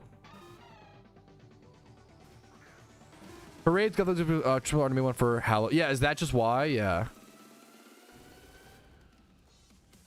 Dude, I'm so happy. I'm so honored to hear that, Anthony. Thank you for taking the time to like come in here and leave a positive comment, dude. That's so above and beyond and nice of you, dude. And Moderate, thank you so much, dude. Much love to you, man. I guess, yeah. Maybe the guy to ask. Yeah, Zan might know. Zanarchy might know the answer to that. It's a good question. I'm sorry that I don't know the answer. Loved my UIM so much. Holy shit, Anthony. Wait, you're a fucking turbo OG. I was like, wait a minute. I had to process that for a sec. Wow, dude. Thank you for watching still. What the fuck? Better stats. Yeah, but you don't really use it as a... I'm not sure. It's weird. But Gothitelle is lower speed than the Smeargles. I don't know. Blizzard. I love that. This name is fucking sick. Blizzard. Blizzard. Thank you for the Twitch Prime, dude. Hope the content's been helpful enough to warrant the above and beyond support. Thank you very, very, very, very, very, very, very, very, very, very, very, very, very, very, very, very much. Thank you. Thank you. Dude, I feel so much better. It's crazy. Like, I already feel so much better to be on stream after taking like, was it? I think I only took 2 days off last week. It felt like so much. It felt like so much more. I took Tuesday off of stream and Thursday off of stream. So then I only streamed Monday, Wednesday. I only streamed 2 days, but I obviously did a lot of other work. I didn't just not work. I did a bunch of other work off stream, but just taking some time off stream has helped my mental health a ton. So I really do appreciate you guys' patience. Taking the time off stream has been super beneficial to me, coming back and appreciating being live and loving being live. And yeah, I appreciate it, Clark. I appreciate you guys' patience with that. I understand, like, streaming schedules are really important. Like, when you watch someone every day at noon, like, it's a, you know, it's, you build that schedule. Getting that schedule ripped out from under you sucks. Maybe the second seeing a week to Pokemon attack, Pokeyen / ads. Yeah, I don't know. You need to live long enough to proc the heal block after. Yeah, maybe. Yeah, maybe it's the bulk. Fair enough, Pat. No, yeah, dude, I love that you asked it, Diego. Great question. Yeah, I'm not sure if Smeargle might just be. I'm not sure. It's a good one. It's a specific one. Love the series. Thanks for watching, dude. I'm honored people love it. I'm honored people. I love. The Iron Man was such a like coin flip. Like I had a lot of talks with my wife before you know, literally leaving my main account, which I've been played for 12 years or whatever, right? I'd have a lot of conversations with myself and with my community, with my wife, about like, is it really worth to stop playing this account that I've been playing for 12 years to go do something that's kind of a coin flip? I don't know if people will like it or not. I don't know if people will like it. I don't know if people will watch it. Like, is it worth to, will it tank my career? Like, I don't know. Like, and I'm really lucky. It's done really well. It's been nothing but a boon, and it's crazy, man. I really appreciate that, Blizzard. Much love to you, man. I love, it makes me, I've been revitalized. Like, I loved PokeMMO. It wasn't that I was like not having, it wasn't that I wasn't enjoying it on the main account, but I could see I was slowly losing direction on the main account. I love shiny hunting, don't get me wrong, but I had gotten so many shinies on the main account, and I had reached a point where I was like, I wasn't really super motivated to go for that many shinies and stuff like that, you know? Yes, that's so, that's so real, Danny. Like, even if you don't play the account itself, theory crafting strategies for the Iron Man is a lot of, it's a whole new way to see the game. If you're a puzzle solver, like you very much are, I feel like, Danny, not to speak for you, but you know, from what I know of you, like, which is it's a great skill. Like, yeah, it's a really fun thing, man. I loved, like, Mist creating the clay doll. Doing that Everstone thing was so fucking cool. So fun, man. Good luck to you, Smith, on your first E4. Your first E4 is your toughest one, dude. It's the toughest one. Good luck to you. Yes, the Iron Man gets to, you nailed it, dude. The Iron Man gets to explore the nooks and crannies of the Pokemon world. It's yes. Absolutely. You go to locations on the Iron Man that you would never normally go to. And I think that's what's really fucking cool. Absolutely. Favorite seasons, in-game or IRL? I really like winter. I like winter and spring, I think, are my two favorites. I would level most of your raid mons to 80. It's going to save you so much time. Whatever you have time to get to 100, go for, obviously.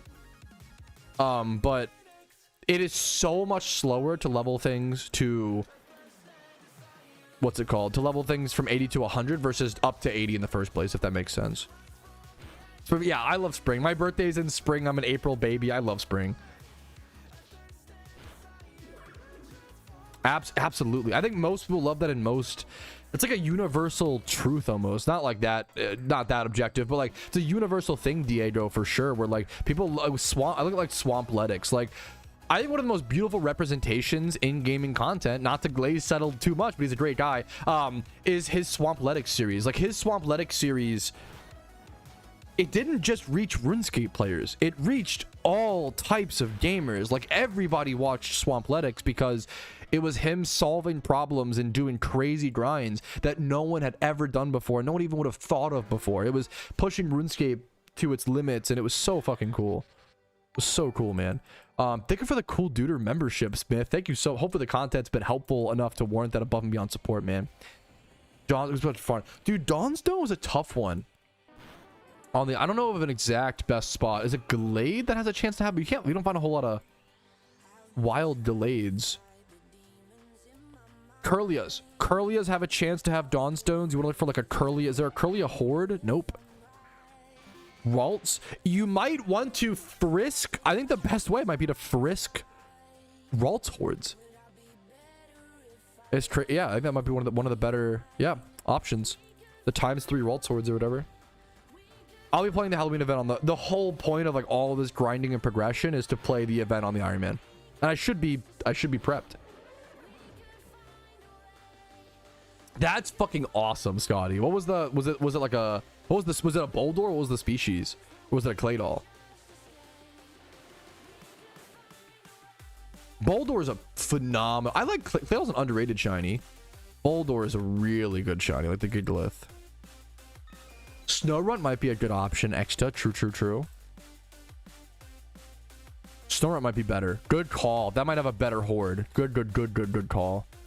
Discord link is below it's linked below every single stream and every single video if you just go down to the description, Shazed. It should also just be discord.gg/Patrouski. Yeah, if you do the Ralts horde, just make sure you bring an arena trap Pokemon. You should be fine. Yo, what's up, Research Bear? How you doing, dude? I was gonna say the only thing is Snorunt only, like, is it a time-based thing or the winter? I'm not sure. Yeah. 31 attack, but modest. Okay, that's a little wonky. But the shiny bowl, dude, great, beautiful shiny, man. Congratulations.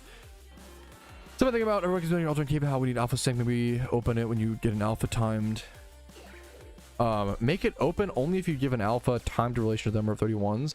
The problem is alternate caves is not that good. You have to make it good as well. It's a little convoluted, but I could see like, oh, you trade in an alpha Pokemon or some sort of good Pokemon to get a temporary. I like the idea of gaining temporary access to like alternate cave and having the option to catch like Gen 6 Pokemon or something like that. That's pretty cool. What's your dream shiny on the Ironman account? Any rare. I would love any egg. I don't care what it is, the species, any egg shiny on the Ironman would be amazing. That's a cool catch, Benoit. There you go, dude.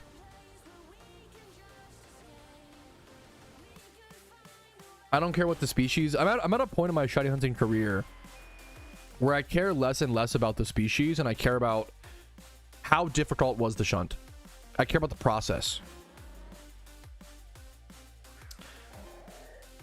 Believe that never came. It's a little fun. I mean, I hope temper incubators never come. That would be ideal. But I am hoping for VGC and then the other new shunting method potentially. Dude, I wish I should watch Gillinor games. They're so good. I don't have time. My time is just, yeah. But that's one of them. I remember those started about one of the best, revolutionary pieces of content for a game. Maybe I'll try to catch them. I haven't watched the older seasons though. I watched like only season 1 when it came out. I was watching season 1.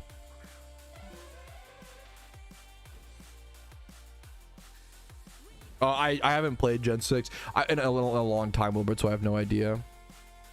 I love the idea. I would love to play Gen 6 before it's added to PokeMMO, and then do a like a PokeMMO player's perspective of it, Yo, Chalks, what's up, dude? How you doing, man? Yes. Hey, Frisk Thief and Berry is something you would never do on a normal account, but for an Iron Man, you have to. Yes, that's kind of where I'm at, XHev. I actually like need to. Yes, I've been thinking about that recently, how I want to do that. If there are other Iron Men in chat, I'd actually love to hear what you guys do for Leppa stuff. Did you?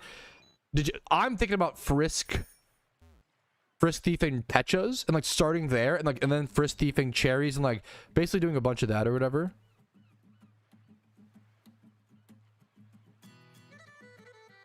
That's from the custom strings King Eps. I can link you that in a quick sec. Yeah, don't worry. They called it August/September update, so that means it's coming within the next couple of days. True and real and factual. True.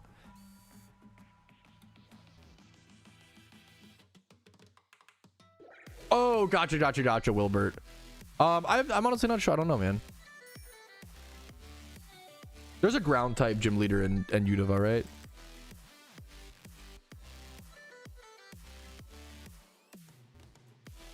I don't know if there were any mons that specifically carry Leppas. I'm not sure.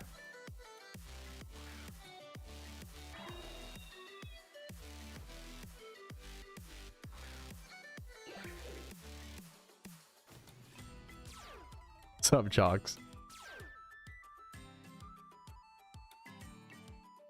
Harvested berries from caught mons for breeding. Yeah, but I just don't have enough. I might have to go like farm. Yeah. Building stay and check go back to work. Oh yes, King Eps. I'm sorry. Let me get it for you. Custom strings. I'm sorry. Here you go, King Eps. I'm so sorry for the wait. There you go, dude. There's no Pokemon that holds Leppas. Thank you, X. Yeah, there you go. Thank you. It's a good resource. Yes, you could. Yeah, with like a Teddy Ursa or like any pick up like Hyper Voice Meowth. How's stream today? Stream today been great, dude. What's up, man? No, dude. If you gotta get back to work, I can get. No, please don't apologize. You're perfect, King Eps. Halloween event. Yes, whenever there is an event, great question, Wilbert. Whenever there is an event, I do, dude, so many videos covering the Halloween event, trying to cover all the content that I can. I do a ton of videos covering whenever there is an event in Pokemon. Absolutely, dude. Absolutely.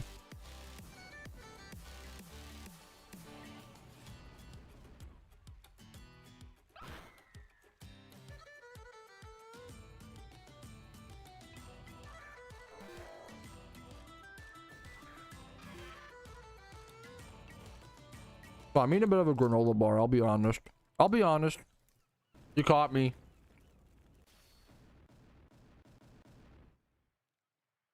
For the Elite Four, I would just go to Victory Road, Smith, and try to do hordes there.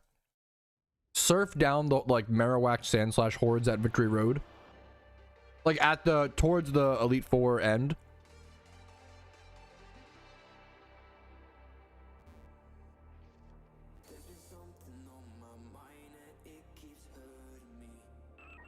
Shard farming so fun. Yeah, I know you can do the, yeah. I do have some shards I could turn in. But I need to keep, I doubt shard farming is that good is the problem.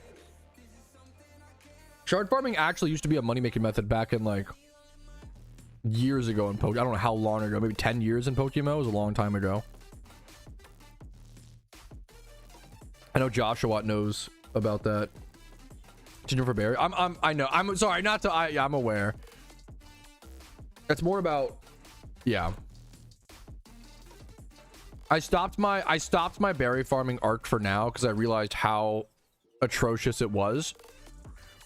I have a plan to get back into it. It just takes time and energy, and I'm just not interested in it right now. I did a lot more off-camera berry farming, like in the I think episode 20 or episode 19. I forget which one. I think I'm 20. 20 is going to be like a long episode, I think, or at least like there's a lot of time passed in it.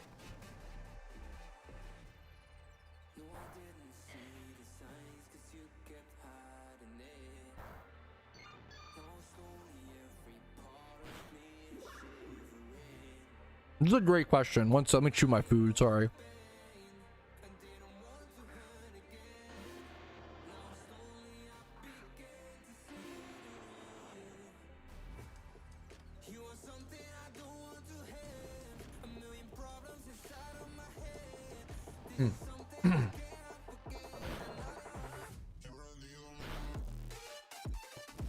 I got into my Iron Man account about a month ago and I've completed 3 regions and then partially a 4th one. Do I have time to prep for the event season? You absolutely do, but you might not be able to do everything. I think that's the thing you have to like. You could definitely prep and you should get to work, you know, as much you gotta get, you know, your butt in gear if you are only don't have the regions done. You definitely can prep for some stuff. The question is how much are you going to be able to do. Even if you have like nothing prepped and you start an Iron Man account from scratch during the event, you can still do some stuff. I would recommend if you're an Iron Man and you're not prepped right now, you probably won't be able to get all of the raid mons you need. Maybe I'm wrong, but I kind of doubt it because you probably can't get an ability patch for like Charizard. Like it'd be really hard to get all of the raid mons you need if you only have 3 regions done like right now. What I would try to do is I would try to get the easy pumpkin team. I would try to get maybe even the hard mode one. I would try to get, obviously if you don't have a gym, you gotta get your Jimmy Run team, your catching Breloom, you know, all the typical PVM mons. But try to get a good Chandelure, get a good Chandelure, Crocodile, and what's the other one? Typhlosion, which you should get, you know, you don't need that much to do the easy mode strat, so try to get everything you can for that. Prep for events or finish Yoto and Sinnoh. Finish Yoto and Sinnoh and then prep for events. You want, which is like a tough, you know, do both. Having all, maybe prep for events a little bit and then go do as much of a region as you can. You want to have as many regions done as possible. It's so good for events, generally. Fire and fighting. Yeah, try to build a good fire and fighting team in your set. The problem is doing that in a month, I think, is hard for the average player. It's obviously depends how much time you have to play, but just defeat them. You defeat them and then you capture them. It's a great question, Wilbert. EVs in the daycare. You do not get EVs in the daycare. Great question. I have not played No Man's Sky. I really want. I've heard it's, you know, the in-goodening of No Man's Sky, the famous meme, right? I'm so sorry, dude. EZX thank you for the Twitch Pride, man. I hope my content's been helpful enough or entertaining enough to warrant that, guys. Thank you. If the content has been, if the guides on YouTube have been helpful, if the stream's been entertaining, YouTube memberships, Twitch Primes, Twitch subs, is September over yet? Is it still September? Is there still a discount? I haven't checked in a while, but there might be a discount still. To get cheap subs while you can, which I recommend, you know, please do that. Really appreciate it. Yeah, I think you guys, yeah, just if you want to support, you can. If not, I want my content to be, my content will always be free, but what really allows it to be free is the fan support for sure for others. What do you have for the Golurk? Golurk was typically, I'm not sure. I don't think you could probably get away with like other not fighting obviously, but like you could probably squeeze through the Golurk with an inefficient team, but still like get through it with like maybe fucking fire even, or like ideally probably like a dark type attacking team. Do you have more time playing more Algebra off stream? Probably my entire playtime history off stream for sure. Actually, if you count like my entire playtime, unbelievably by far off stream. Great question.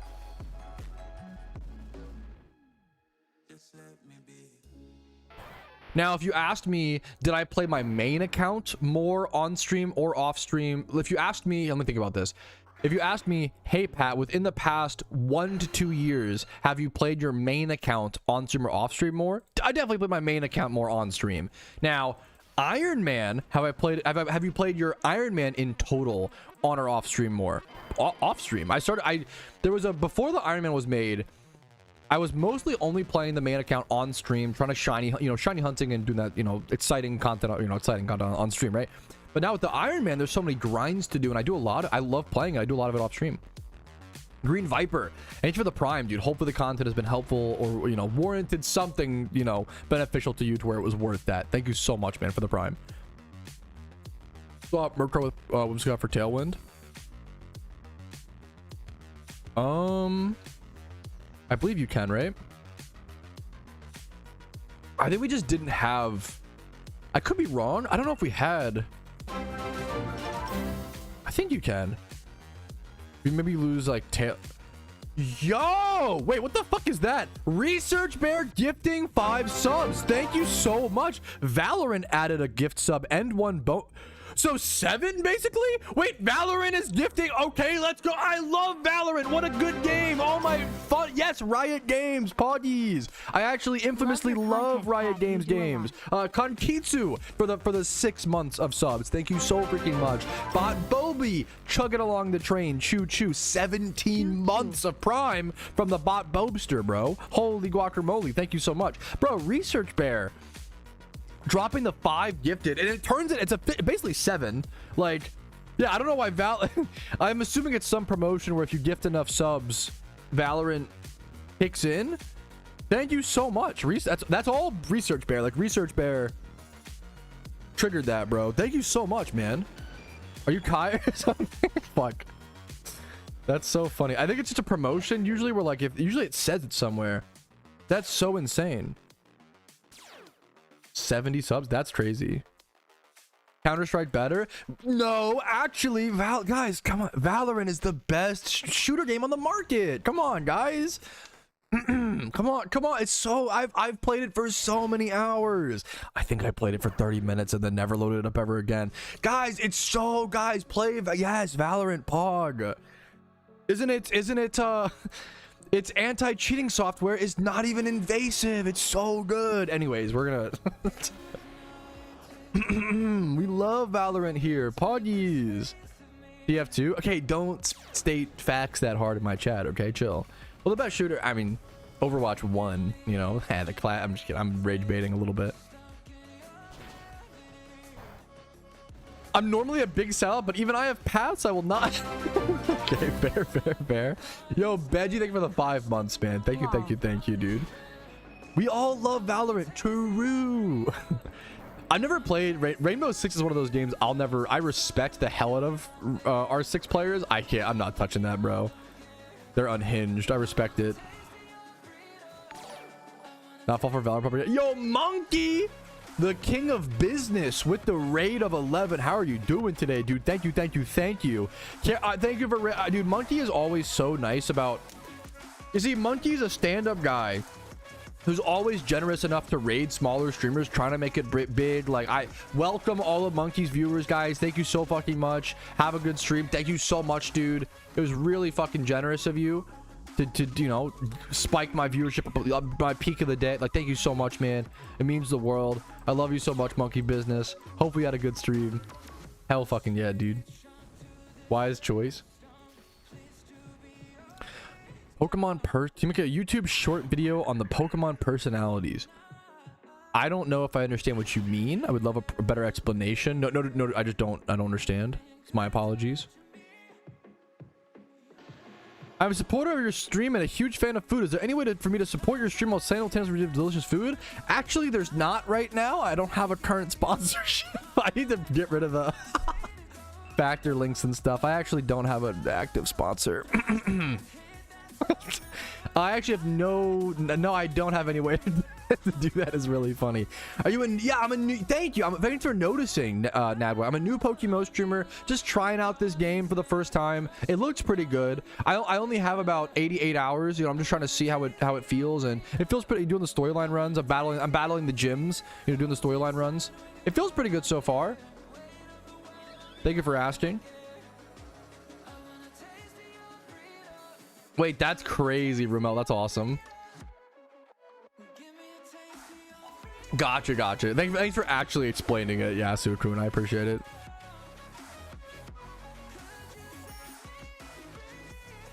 I hate Monkey. He takes the GTL hostage. That's kind of based. Weird question, but would people pay more Pokeyen for Patrouski OT? Some people do, but I think it's kind of. I try to encourage people not to do that. I don't think my OT should have value. I try to like sell a lot of cheap ones or give a ton away. Are you Latino, Patrouski? No. No, but I'm on. Hey, I'll take it. No, I'm just white. I'm just Caucasian. I'm just a mutt. I'm a Caucasian mutt, and it does make me look a little strange, I guess. I think I'm a striking looking fella. I'm a weird looking guy. People be staring at me outside. I'll say it, man. Yesterday, I was telling my wife, bro, yesterday I was on a walk. This was really funny.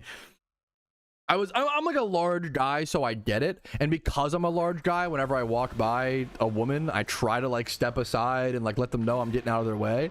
Yesterday I was on a walk, and there was like a girl walking with her older brother, and she was like looking down at the sidewalk, and then she like looked up at me, and I kid you not, she like jumped back. Like I literally jump scared.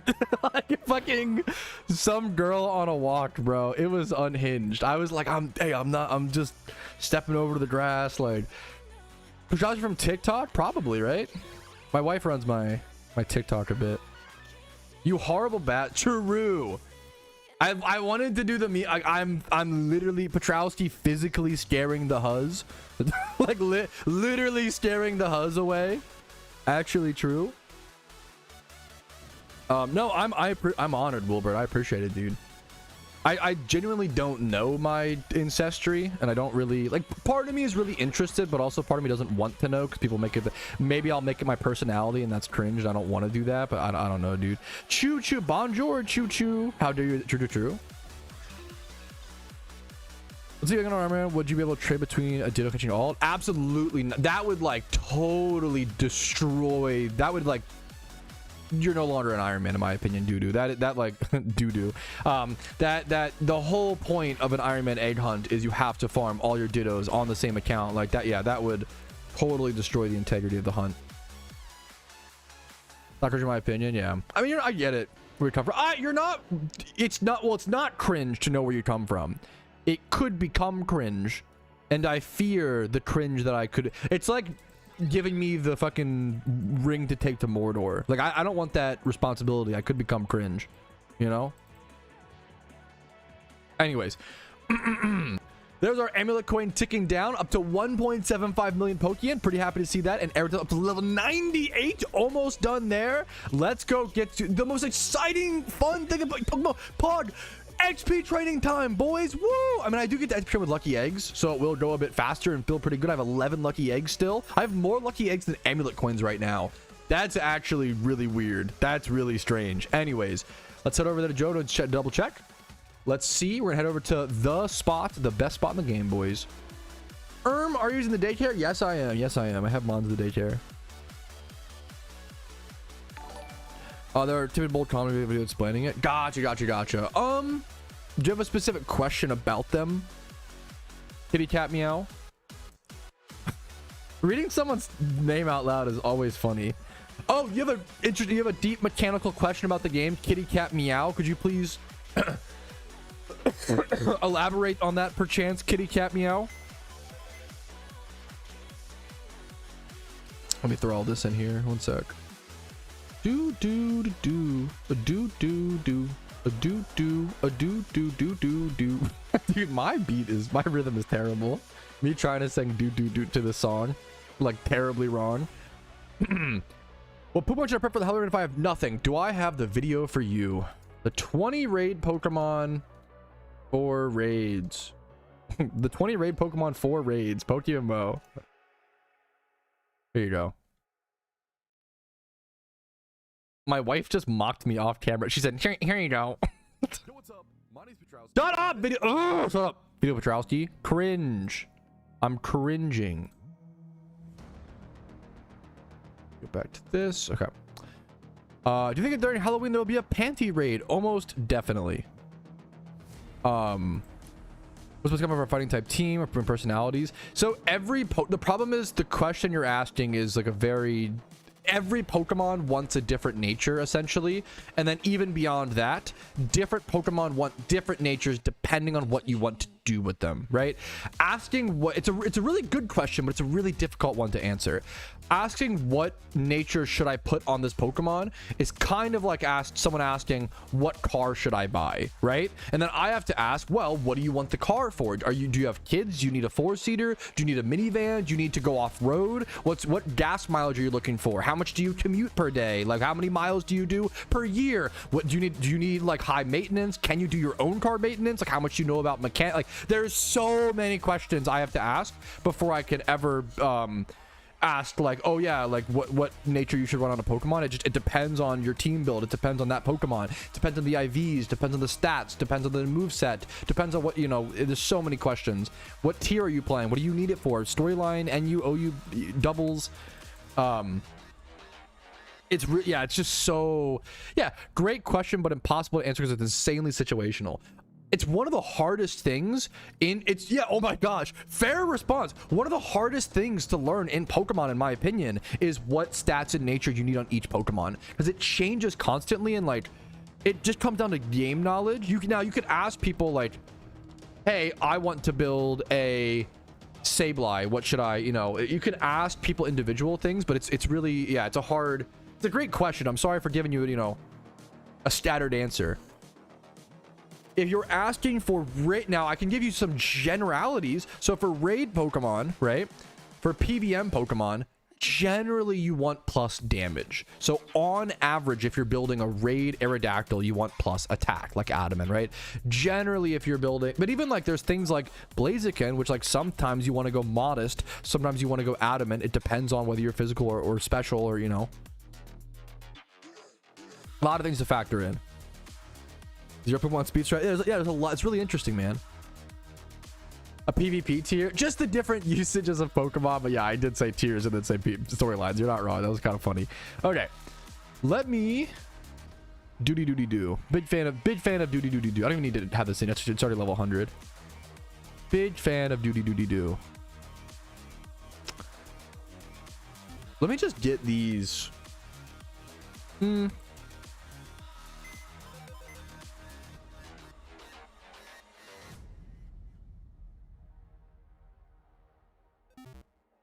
All right. Is Ledybot worth considering? Unfortunately, no. Ledian and Ledybot suck actual ass. I wish they were cool, but they're not that cool. Warframe is one of those games. I actually played Warframe. I always say I played Warframe for an hour and a half and was like, wow, this game seems really good and really fun. And then I just never played it ever again. I don't know why. Like, I have no explanation as to why I stopped playing. I just didn't have time, I guess. I don't know.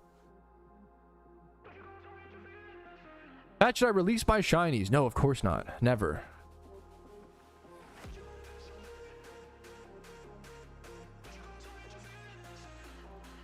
If you want to get into PokeMMO PvP and you don't know how to build your Pokemon, I recommend trying to reach out to, like, go to a Pokemon PvP stream or content creator and find there also was a recent forum post that listed a bunch of beginner PvP teams. I would try to find that forum post. I made a video on that somewhere. All right. Alrighty, fellas, it is XP training time. Okay, we're gonna lock in a little bit. We're gonna train with lucky eggs. I gotta focus up a little bit, try to get the best XP per hour. Okay, we're training our Aerodactyl, now level 98, our Crocodile, now level 93. Once these are both 100, our Pumpkin hard mode team is done. That's gonna feel freaking amazing. We're also XP training our Zapdos up to 100, and then our Sableye at least up to 80, if not up to 100. I want to start getting Mons, as many Mons up to level 100 as possible. We're reaching that point where I have a bunch of level 80s. I need a few more level 100s for the higher tier raids, and eventually, this at the end of this episode, I really want to try the red fight. I want to beat the red fight at least once. That's going to unlock the final permanent incubator, and then also just unlock a huge, you know, kind of like a perfect waving the flag of success and a perfect final battle, a final testament of my skill and a final testament of my ability to build PvM Pokemon. I think it's going to line up absolutely perfectly. Are they 5 times 31? Absolutely not. That's so hard to do on an Ironman account. Absolutely not. Absolutely not. They're good enough.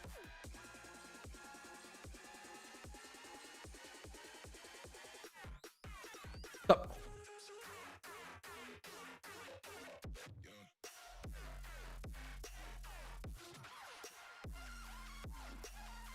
Yeah, that's so fair. Love you so much.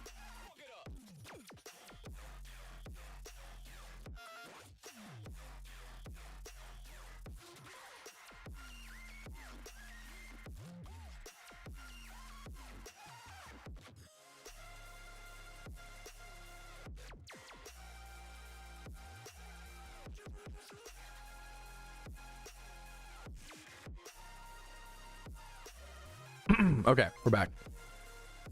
Do we have the Twitch Gamba up? Let me see.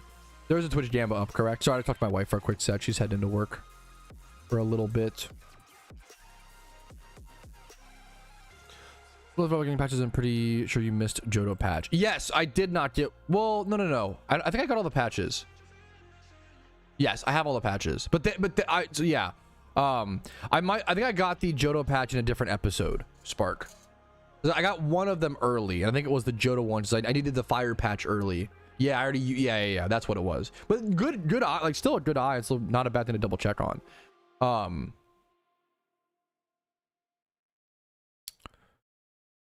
Shiny effect mod that Pat uses. The one that adds like the little sparkle.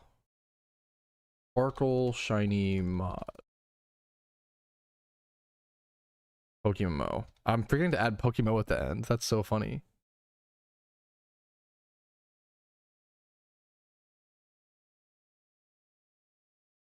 Okay, look at fucking Oso. Too slow. Wait, my chat has mine first. Fuck. It's first on Restream chat, but it is second on Twitch chat. You were correct. I was too slow. Dag fucking nabbit. Okay. We're gonna pop our lucky eggs, fellas. I do want to... I'm thinking... Okay, chat. It's up to you, chat. We could... I need to XP train for a few. I'm just gonna pop it and we'll get started. Pop a lucky egg. Pod. Chat, it's up to you. Do you want to just keep chatting for a little bit? Do you want to talk for a little bit? Just hang out and chat a little bit? Do you want to do movie Patrouski takes? Or we could react to a video. Those are the options that I have right now. One XP charm. I'm on an Ironman account, Dizzle. I cannot accept links or any XP charms.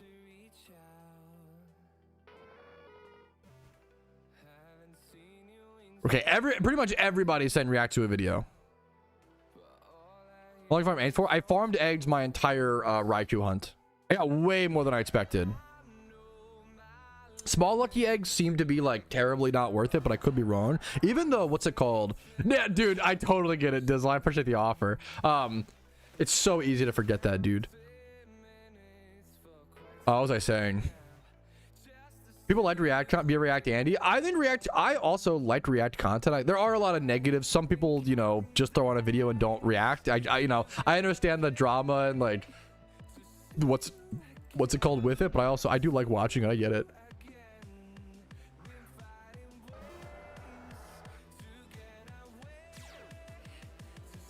We're XP training, so I feel like React content is perfect kind of thing for this. Shiny Nick Shark. What? How have you been here for 28 months? Holy fuck, man. Yeah, just throw on a video and sit in silence. Yes, that will be genius transform. I'll even go to the bathroom or some shit. It's a great idea. Go piss and shit or something.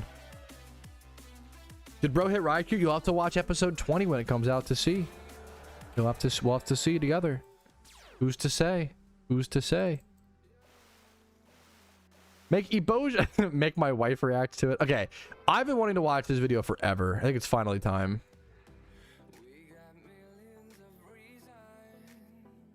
React to Patrouski content. True. Genius idea. Infinite content loop.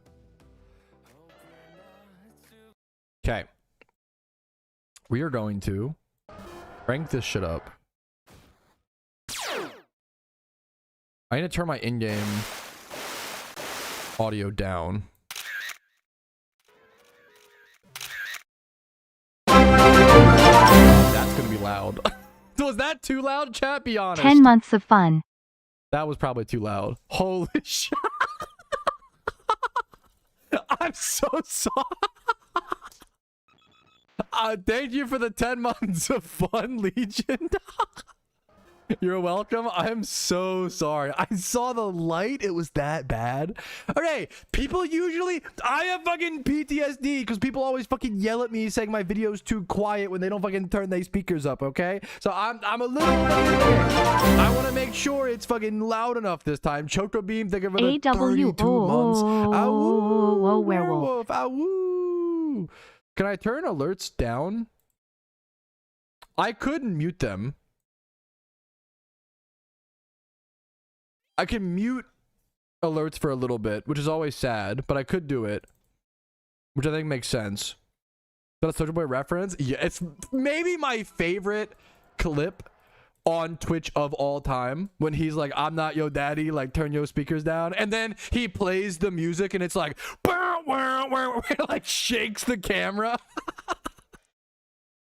Oh, that clip is so... It's my favorite fucking... It's my favorite... It might be my favorite... One of my favorite clips on YouTube ever, dude. It's so fucking funny. It's so fucking good. It's so good. It's... Yeah. Anyways. It's so fucking... I love that clip. It's one of the best clips on Twitch of all time.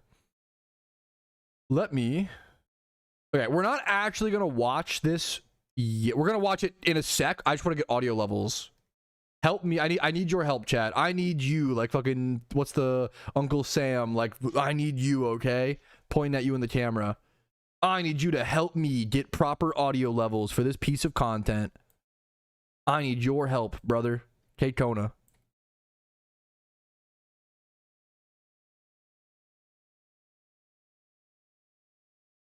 Okay. Windows 7 Movie Maker title screen? Bro, hell yes it is. Giga Chad. I hope so. What is going on, guys? My name is Danny. My in-game name is Shine, and today I'm going to be telling you how Weon's Field Team 7 won the PokeMMO Shiny. That feels pretty good. Not this guy. Is it too loud? Too quiet? I've heard this is really... I haven't seen this yet. Yo, wait, I like this video. Chiru, solid audio. Maybe like 10%... Maybe like 10%. 10% too loud? Wait, actually, is it too loud? That's the first time anyone... I'm hoping the audio interface... So, okay. Pause and talk? Yes, that's what I try to pause and talk almost every time when reacting to something. I think that's way... I agree. Not too loud in my opinion. A tiny bit louder than your voice. Turn it down. Okay, that's the first time... Dude, okay. Switching microphones, my mic, I feel like my voice quality got like 10% better. The real benefit of paying $250 for a new mic setup was the fucking audio interface. This audio interface is actually like, I think it's saving my butt. I think it hopefully makes desktop audio like better. That's the goal. That's the goal. Paralyzer by Fearless isn't playing. Dang. Yeah, that would be way, but that would be way cooler. That's a good. Or like Headstrong by Trapped. Those were like the two. Remember that era of music? We're getting the like first iPod. I don't know why you. I'm not paralyzed. Headstrong, I take you on. Okay, I'm getting sidetracked as hell. Anyways. One more audio check. What is going on, guys? My name is Danny. My in-game name is Shine, and today I'm going to be telling you how we on Field Team 7 won the PokeMMO Shiny War 2025, every major leadership decision we made in the process, and try. How's that sound? Was it slightly lower? Turn it okay, turn it down a little bit. Okay, sure. I can do that. A little bit on my notch. Okay, turn it about 5%. Okay. What is going on, guys? My name is Danny. My in-game name is loud? Shine, and today I'm going to be telling you how we on Field Team 7 won the PokeMMO Shiny War 2025. We're sure to listen to this intro like a million times. This is good. Okay, dude, thank you guys so much. Thank you. Maybe a little bit lower. It's even still. Wow. Perfect. Okay, I'm going to leave it. Okay, we're going to leave it there. All right, fellas. Yo, what's up? My name is Patrouski. We have a very special video for you guys today that I've been wanting to watch for a while. Have you ever wanted to see how sweaty you gotta get? How much food prep, meal prep, caffeine prep, shiny prep, egg prep? Have you ever wanted to see what it takes to be one of the best shiny hunters in all of PokeMMO? The link for this video will be first thing in the description. Please go check it out, give it a like, and possibly subscribe. Danny, one of the best shiny hunters in all of PokeMMO, making some of the most interesting content. He is here to literally giving away all the secrets. He is literally telling people how they won Shiny Wars 2025. This is Field Team 7, the Super Bowl winner, the best shiny hunters of 2025, giving away all their secrets and all their information and talking about what it took. What does it truly take to be one of the best shiny hunters in PokeMMO? I think I have an idea, but let's give it a watch. What is going on, guys? My name is Danny. My in-game name is Shine, and today I'm going to be telling you how we on Field Team 7 won the PokeMMO Shiny War 2025, every major leadership decision we made in the process, and try to help you if you're an aspiring team leader, or even if you just want some more knowledge on how this event works to determine if first place is something you would like to go for in the future. He brings up a few great points. Number one, people don't realize how many decisions you have to make off the bat. Even before you start, people think, oh, Shiny Wars is so easy, you just shiny hunt. It's so much more complicated. Building your team is one of the hardest things you can do. Not letting certain people into your team because they can't play enough hours. What questions do you ask? How do you even figure out? One of the biggest things in Shiny Wars is you want to have a team with everybody having the same goals. Do they want to go for first place? Do they really know what it takes to get first place? That's a huge thing. One of my favorite things to ask people is how many hours can you play in the week or each week, right? How many hours can you play? Do you have a vacation scheduled? Asking people legitimately, like, are you married? Do you have like a kid? What obligations do you have that might hold you back from, it's really, really intense, man. It's like being the best basketball player, the best footballer, like whatever it may be. Being the best at anything do you have a life? Do you have a life outside of this? There's a reason why we see people like Tom Brady fucking getting divorced and trading in his family to be the best football quarterback, probably football player of all time. It takes sacrifice to be the best, even at something like PokeMMO, which may seem silly to some, but I think it's a beautiful thing. It's a truly difficult task. The second thing what was the second thing he brought up? I already forgot. Future. But it happened. Now, I decided to do this in the form of a PowerPoint because I am more focused on providing information than I am in providing entertainment. I don't consider myself a content creator. I think Danny's a great content creator. He is very much not to speak for him, very much a type A. He is what we call a spreadsheet king. He is a spreadsheet king. And without spreadsheet kings, I'm a type B guy. I'm a, emotional, yap, dumb, bad joke, blah, blah, blah. This guy is the backbone of society. He is a fucking spreadsheet king. Without him, we would all fall apart. More that I make a video when I feel like I have something to provide with that video, or sometimes just for fun. I thought the PowerPoint would give me something to throw on screen for some guidance while not distracting from the points actually being made. First thing I'd like to do is set your expectations for what this video is. This is a guide on getting first place in PokeMMO Shiny Wars. If anything in this video makes you think, wow, that's crazy work, it's because it is crazy work. If you I'm so glad he mentions this. It is literally what it takes to be the best in the world. just want to be top 50, top 25, top 10, whatever, some of these points will not be as relevant to you, but they will give you a helpful outline of generally how to play War. For a little bit of history, we on Field Team 6 lost Shiny War 2024. Ginger Matt, Nuzlocke, and myself were all Field Team 6 alumni, with Nuz being a former leader of the team. Together, the three of us formed Field Team 7, and for the rest of the year, theorized on what the future could hold. The three things that we thought would obviously come was a shorter duration. 2 months was way too long for an event like this. We assumed Yeah, the first Shiny War was 2 months, and about 2 weeks in, everybody realized, holy shit, this event is way too long. Yeah, if you don't know, Field Team 6 was their team version or variant that lost the first team war, and they ended up they had also during that first team war, the first Shiny War, they had on their team, not his fault, Karoshi, the driest dry streak in the history of PokeMMO at 475,000 encounters dry happened during the first Shiny War. 31 days, and we were pretty close. It was 28 days. We also thought that the event could really not go on unless some kind of duplicate clause was added, as Field Team 6 members and ETG and ALO farmed dozens. Those are the other top 3 teams, ETG and then ALO. Now, you can see Shiny War number 1 was widely considered Cryogonal Wars and like Cubchoo Wars because there was a spot that was so broken during the winter time that it was a big balancing problem. It was still a great event in my opinion overall, but it had massive glaring problems that needed to be fixed in the following year, which they think they did a great, fantastic job. You know, you have to see an event play out to really know how to solve things.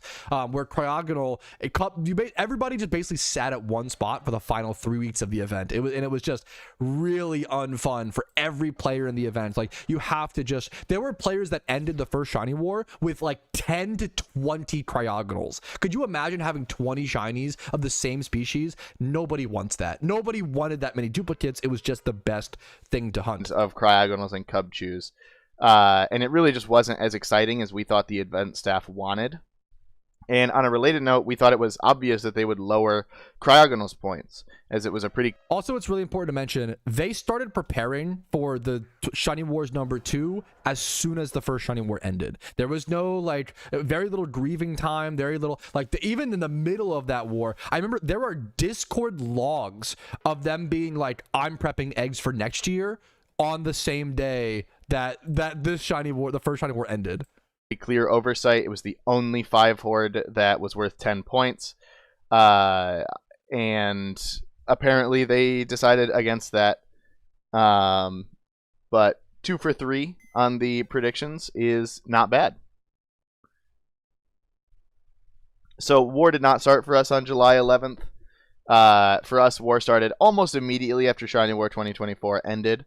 Yeah. We spent the next year scouting players and building up a Discord server with all our potential members. Personally, just a week after War 2020. I did not know that. So that's he skipped over it so fast, but that's fucking insane. They started a Discord as soon as the first war ended, scouting players for the rest for a year. I had a list of 15 players that might be good pickups, and 5 of those scouted players from that initial list so long ago ended up actually being on the roster. That's for crazy. Team 7. They basically like took some of the other top performers from the first war and moved them over to their team if they were willing to be on it. That's crazy. Then we made a prep channel in the Discord to encourage players to grind before the war, saving a lot of mid-war headache and making things much smoother all around. Look at this fucking, oh my god, the information in the numbers. Look at this. Danny dittos 23,460 out of this man had 23,000 dittos stored up before the event started. Pookie John 23,400. Was this like the required amount? Lepa stack 25,000 Lepas. 11,000. 6,700 fossils stored up. As a side note, I actually do I want to see why this number. I'm so interested. think this is the reason we won the war. I think without this prep, we would have run out of steam maybe midway through week 2 or early week 3, and the wheels would have just fallen out from under us. Yeah. We announced early on that players would be picked to the team, both based on... Someone in chat says, I know people who already have 70,000 dittos for next war. Dude, at a certain point, something's got to be done about that. Like, I don't want Shiny Wars to just be how many dittos can you store on alt accounts. It's getting a little crazy. I don't know like what to do, but it's a hard thing to balance, man. If you give, people will always try to break things if it's possible, you know? And how much they could grind and their prep, basically using prep as a tiebreaker. As basically everyone we scouted was a potentially war-winning player, and we didn't have enough team slots for all of them. We also came up with a target amount of Dittos, which was, as you can see here, about 23,400. That's crazy. You might be wondering Almost why a whole such a shunt. specific number. And Oh, is that the? I'm so dumb. That's the shiny. Isn't that one shiny? I was asking why the number is so specific. I should have answered this. I should have tried to come to this answer myself. It's because this is the shiny rate post donator status and shiny charm, right? this is the amount of Dittos you would use On hatching average. 12 hours a day for either 30 or 31 days. I don't quite remember. Just kidding. I'm wrong. This also factored in a Bad technique at the known game. as pre-cooking, I think I'm thinking of 24,300. which is a Pre-cooking, dude. I love all shiny war prep. I can't bring myself to do pre-cooking. Pre-cooking is so sweaty. Even I don't enjoy it / like doing it. He's gonna explain it, I think, in a quick sec. I haven't seen this video before. Pre-cooking, if you don't know, eggs in PokeMMO take about 5 minutes to hatch or so, and they hatch on ticks. So let's say, for example, it's 5 ticks to hatch an egg, and each tick is 1 minute, right? You can get 4 ticks registered on the egg and then put it back in the PC. And then once war comes around, you bring it out and then hatch it within 1 minute on the 5th tick. So you can pre-cook like 4 minutes of the 5 minutes of the hatch time of however many eggs you can fit in your PC, which ends up being, what's the math? It's something like 20-ish boxes times 60 or whatever. a no longer possible war strategy that we took full advantage of. I'll get back to pre-cooking in a little bit. And you may have noticed that this prep was all calculated before the incubators were added to the game, and thus we calculated way too few Dittos to actually Wow. supply us for the whole war. That's so interesting. So all their number, yeah, I forgot they added permanent. It was a big outrage. They added permanent incubators on the day. Yep. Pre-cooking was gone with incubators. Yo, wait, did they waste all of that pre-cooking time then? That's pretty insane. That's actually crazy.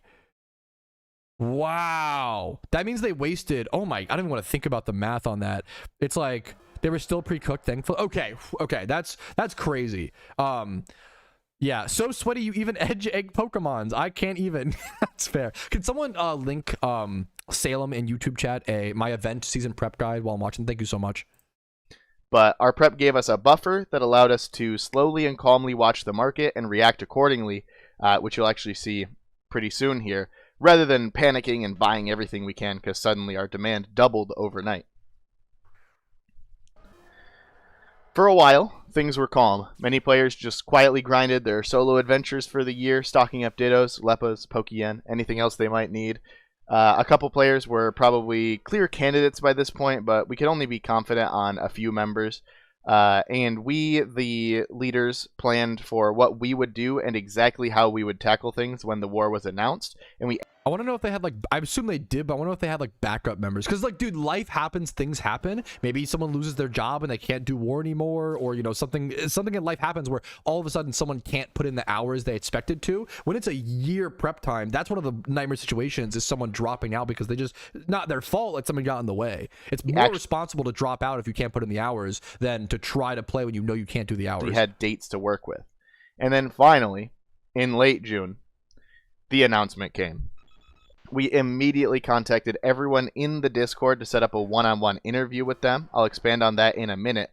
But my first priority was actually creating the spreadsheet. I had spent the entire year theorizing how a strategy spreadsheet might work. What if there's a player-specific dupes clause? What if there's a whole year figuring out the algorithm and calcs for a spreadsheet shared across the team dupes clause? Quick note, the 23 Dittos amount was actually the amount you would go through in 30 days of 12 hours of hatching per day, including the pre-cooked. I didn't even realize it factored out to exactly 1 shiny. Yeah, okay, yeah, that's so funny, Danny. Okay. What I hadn't considered is them doing both, which was actually awesome. It had an individual player dupes clause, reducing a duplicate shiny from the same player down to 1 point, and a team-wide dupes clause in the form of species. Yeah, 55 or so players. They set up interviews. They had interviews. Fucking job interviews for Shiny Wars, dude. Like, this is so sick. Bonus, effectively making it -5 points if the team already owned a species and caught another one. So I'm pulling up these. Yeah, fuck. Imagine listing like 3 references. I mean, unironically, job experience for shiny hunting, like spreadsheet here. Holy shit! Here we go. You have to make a fucking cover sheet, a cover page for each team you apply to. Ugh. So this is the Field Team 7 War Strategy spreadsheet. I've hidden a few columns. You'll see in some of the other tabs because I had prepared things that later became irrelevant when the incubators got released. Those things that I hid will be covered in the standalone spreadsheet video, so I'm not trying to withhold information. I think they're really cool, but they did not help us win the war because the systems they were based on were completely reworked. So you'll have to wait for some of those extra things that we prepped but did not end up using. This first tab is actually called Strat Decks. This had every single spot in the spreadsheet, what Pokemon can be found there, and anything dangerous about that horde. Every single Pokemon. Every danger about the horde is really cool. That we could find. Clue and I managed to make this tab in just about one day, and I'm really proud of how it came out. One day? This allowed us to quickly and efficiently... That's almost more impressive than winning the war. No, I'm just kidding, but that's crazy. This is a really valuable spreadsheet. Direct players where to go while not risking too many shiny fails. And then next we have the shiny log. This tracks and keeps score of all the can't do this. I love those. I love that people can look at this and function. I can't even comprehend this. And with this tab, the spreadsheet knows whether each player has caught a certain species as well if the team already owns it or not. Those data points are very useful in this tab, which is... Oh my god. Sorry, I lost my point in my script. Just a little peek behind the curtain there. Which is what our players saw for the whole event. One huge principle that we tried to uphold was to keep war simple for the players. They're not stupid by any means, and many of them ended up helping with other...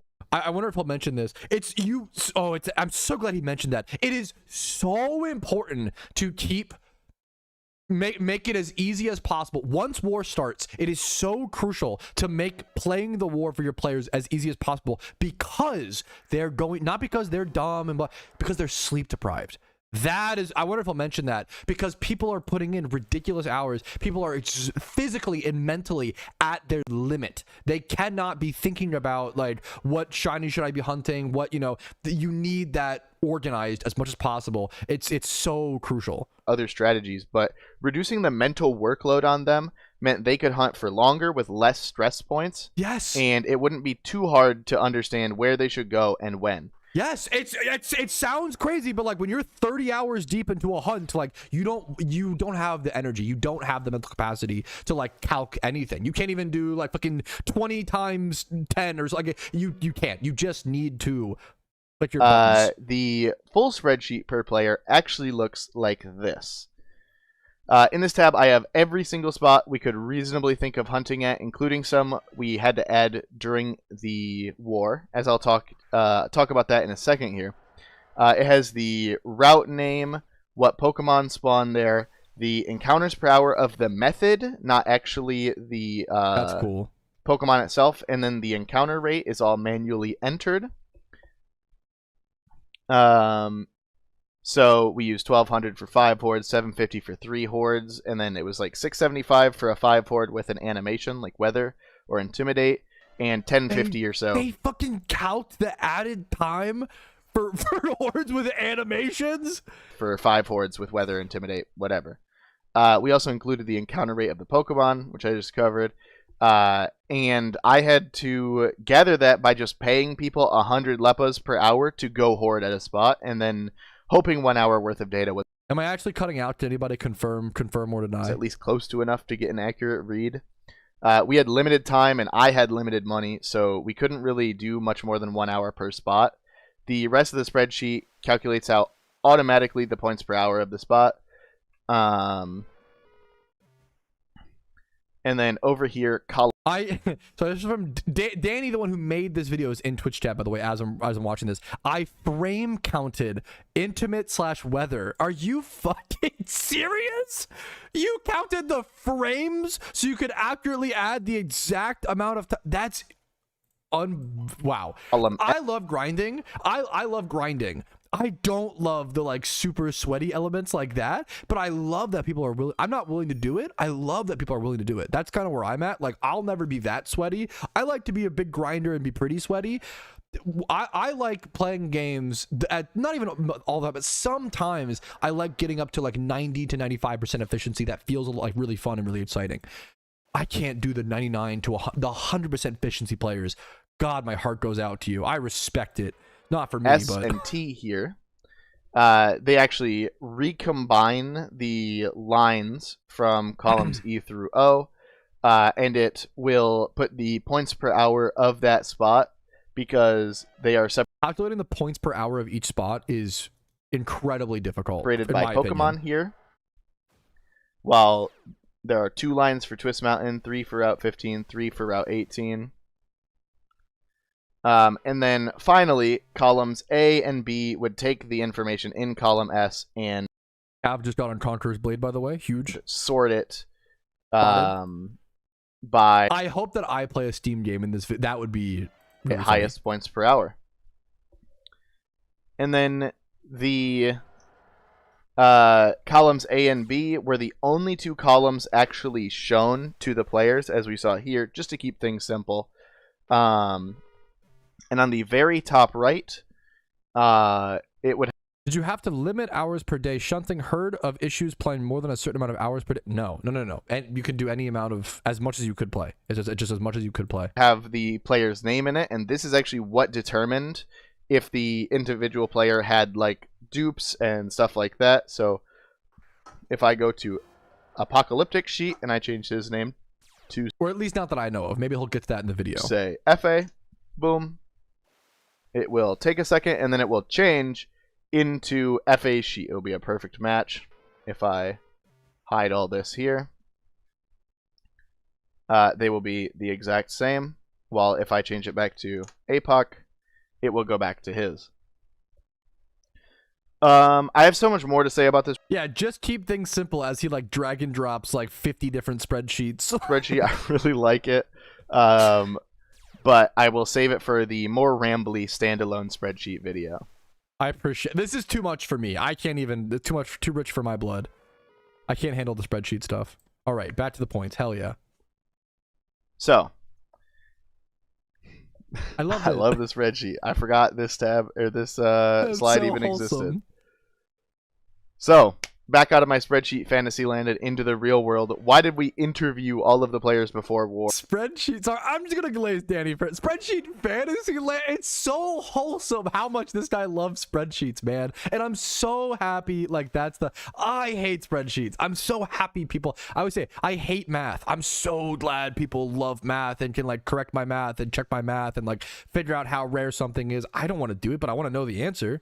Or our number 1 reason was to simply find out if they were available. Some people might be the best grinders of all time, but they might have a family vacation scheduled in the middle of war or some huge project they need to work on or something that would distract from the event. The other thing it allowed us... Unironic, no, not that I'm like one of the best grinders. Oh shit! Not that I'm one of the best grinders or best players ever, but I think I'm a pretty good grinder. I've put in my best hours during fantasy EHP and old school RuneScape. I played 140 hours of RuneScape in a week. Now that's not sustainable for a month. That was only a 1 week, and then I had a break week. But I would average 120 hours in fantasy. So I think of myself as a pretty darn good grinder of video games in the world. But I can't commit myself to Shiny Wars because of YouTube, because of content creation. It just takes too much. I'd have to stop. As silly as it sounds, it should be an advantage to be able to like do content creation and, you know, stream the thing, whatever. It's too exhausting talking to chat and stuff like that. It's just, when I used to stream RuneScape, when I did fantasy HP and RuneScape, I literally like, I thought that I was I remember I thought that I was gonna stream the whole fantasy HP, and I realized very, very quickly I couldn't do it. There's 189 hours in a week. There's actually 168 hours in a week, I believe, or 162 maybe, but I know that number I will never forget that number because of fantasy EHP. Because I'll never forget there's 168 hours in a week because of how many fucking hours I've played of RuneScape in a week. No, you're not dumb. It's just a number that no one should know off the top of their head. Except for psychos like me. I can grind, but doing it with content creation and entertaining a job, it's really hard. And not to Danny can correct, for most of my understanding, most of SEAL Team 7 was employed. It is employed. They're not all, a lot of people write off Shiny Wars like, oh, unemployed Lamau, blah, blah, blah, like unemployed Wars, which there's some good jokes there. I get it. But most of these guys aren't unemployed, and obviously being unemployed is an advantage. I agree with you, but it's also like it's in my opinion, it's kind of like saying, oh, LeBron James can only be LeBron James because he's unemployed. All he does is play basketball all day. Like, of course, like, that's what it takes to be the best in anything. You have to dedicate all of your time to it. There are things that make it easier, don't get me wrong, but it's also life's decisions and things like that. I think it's silly to deduce someone's excellence to, oh, they're calling LeBron unemployed and that's why he's good at basketball would be like fucking hilarious, right? But that's, it's just, that's what people do. And for some reason it's okay to do that in video games, but not okay when someone's making $1 billion. Like, is the money, is that your bar of success? Because to me, money does not equal success. It can, to some degree, but I think reaching personal fulfillment is more important. Us to do was set rigid expectations for the players. We stressed hard that we had a spreadsheet that would outline our strategy. Sorry, Dan, let me pause for a second. Danny said in chat, a lot of people were employed. We had a couple teachers who were off during the summer, or college students who were also off for the summer. That's a really important thing to mention. And if they wanted to be on the team, they were expected to follow it. If they thought something might be wrong, the points per hour seems weird, whatever, they were free to bring it up to leadership and we would reanalyze, but we didn't want people just going rogue and hunting whatever they personally thought might be good. The other point we tried to get across is that war is very stressful. It might sound silly, but it is true. It's stressful as can be, and we wanted to make sure that we stopped any drama from forming before it even had the chance to form. That's another underrated factor. But yeah, dude, that's so important. Making sure all of your teammates get along to some degree is huge. When humans already, fight, and not everybody's gonna like everybody. That's totally normal, totally okay. I always, not everybody's my style. I just do a certain style of content. Not everybody's gonna like me. Totally based respect. It'd be weirder if everybody liked me. That to me, I always say is like maybe I'm not being my genuine self or my true self. If I'm trying to be liked, that's a little sketchy, right? However, what's it called? Humans already fight, okay? Could you imagine the more time you spend with someone, you also your chances of fighting increase? Could you imagine the more time, so spending 168, not really, but like, let's say 100 hours a week with the same people, on top of that being sleep deprived. People already fight, let alone spending hundreds of hours together, as well as being sleep deprived. People start bickering and fight. It happens almost every Shiny War for sure. We told members that drama incidents would be taken very seriously, and I think this expectation setting at the start was very impactful in our team's mentality going forward. There was a very team first, individual second attitude from most members throughout the war, and I think that these expectations we set at the very start may have had an impact in forming that mentality early on. We asked the players how many hours they think they would play a day, how much prep they had, any other commitments they had during war, like work, weekly meetings, significant others, vacations, whatever. We asked if they had max box space for pre-cooking eggs, and we finally asked if they had any closing remark as to why they were a good fit for the team. Once Matt and I had planned out what to ask, we split up, contacted everything we could, and Lamau, no girlfriends allowed. Our list started in the 50s, maybe 55 or... I think there's many... I think Kuroshi's in... There's many people that I know of that are in relationships who did this. 60 players maximum, but as we... Just do what I did and get your fucking wife into... Or your partner, whatever, get into PokeMMO, Giga Chad. That's the strat. I just did Shining Wars with my wife. That's the interviewed high players. IQ strat. Other names would pop up, and we ended up interviewing over 100 players for... Get your partner to farm dittos for you, Giga Chad. SEAL Team 7 in just 4 days. Most of which took place on days 1 and 2, as only a couple people actually had to delay those extra couple days. And this is a level of social drain I don't know if I will ever feel again. Meeting dozens of people and immediately harshly judging them is not how I normally operate. And Yeah. for days, I just locked myself in my room afterwards and just worked on my spreadsheet while my social battery recharged. I was talking to so few people. Based. It's tough, man. Finally, 4 days after the announcement of War 2025, we announced our 2 Shiny Wars teams. This was an idea concocted by Ginger Matt and heavily supported by Nuz. Honestly, I was very doubtful that there would be people who would want to play on a B team for top 3, but I would later learn this was no B team. The people who ended up on the second team were not like random nobodies. They were good players who just had 1 or 2 factors about them that made us not confident in them as picks for Sfeel. It's honestly really impressive how many players PokeMMO has, how many people we have that can dedicate this much to the game and to Shiny Wars. Players that we have, that the B teams are that strong. Great, that's really impressive. No one we really trusted knew them well, so we couldn't tell if they were just talking the talk. You know, there was different reasons all over the place for why someone was or wasn't picked for Sfeel. Our placeholder names for these 2 teams were Team Sun, which later became Sfeel, and Team Moon, who chose not to rename and truly impressed us with their performance.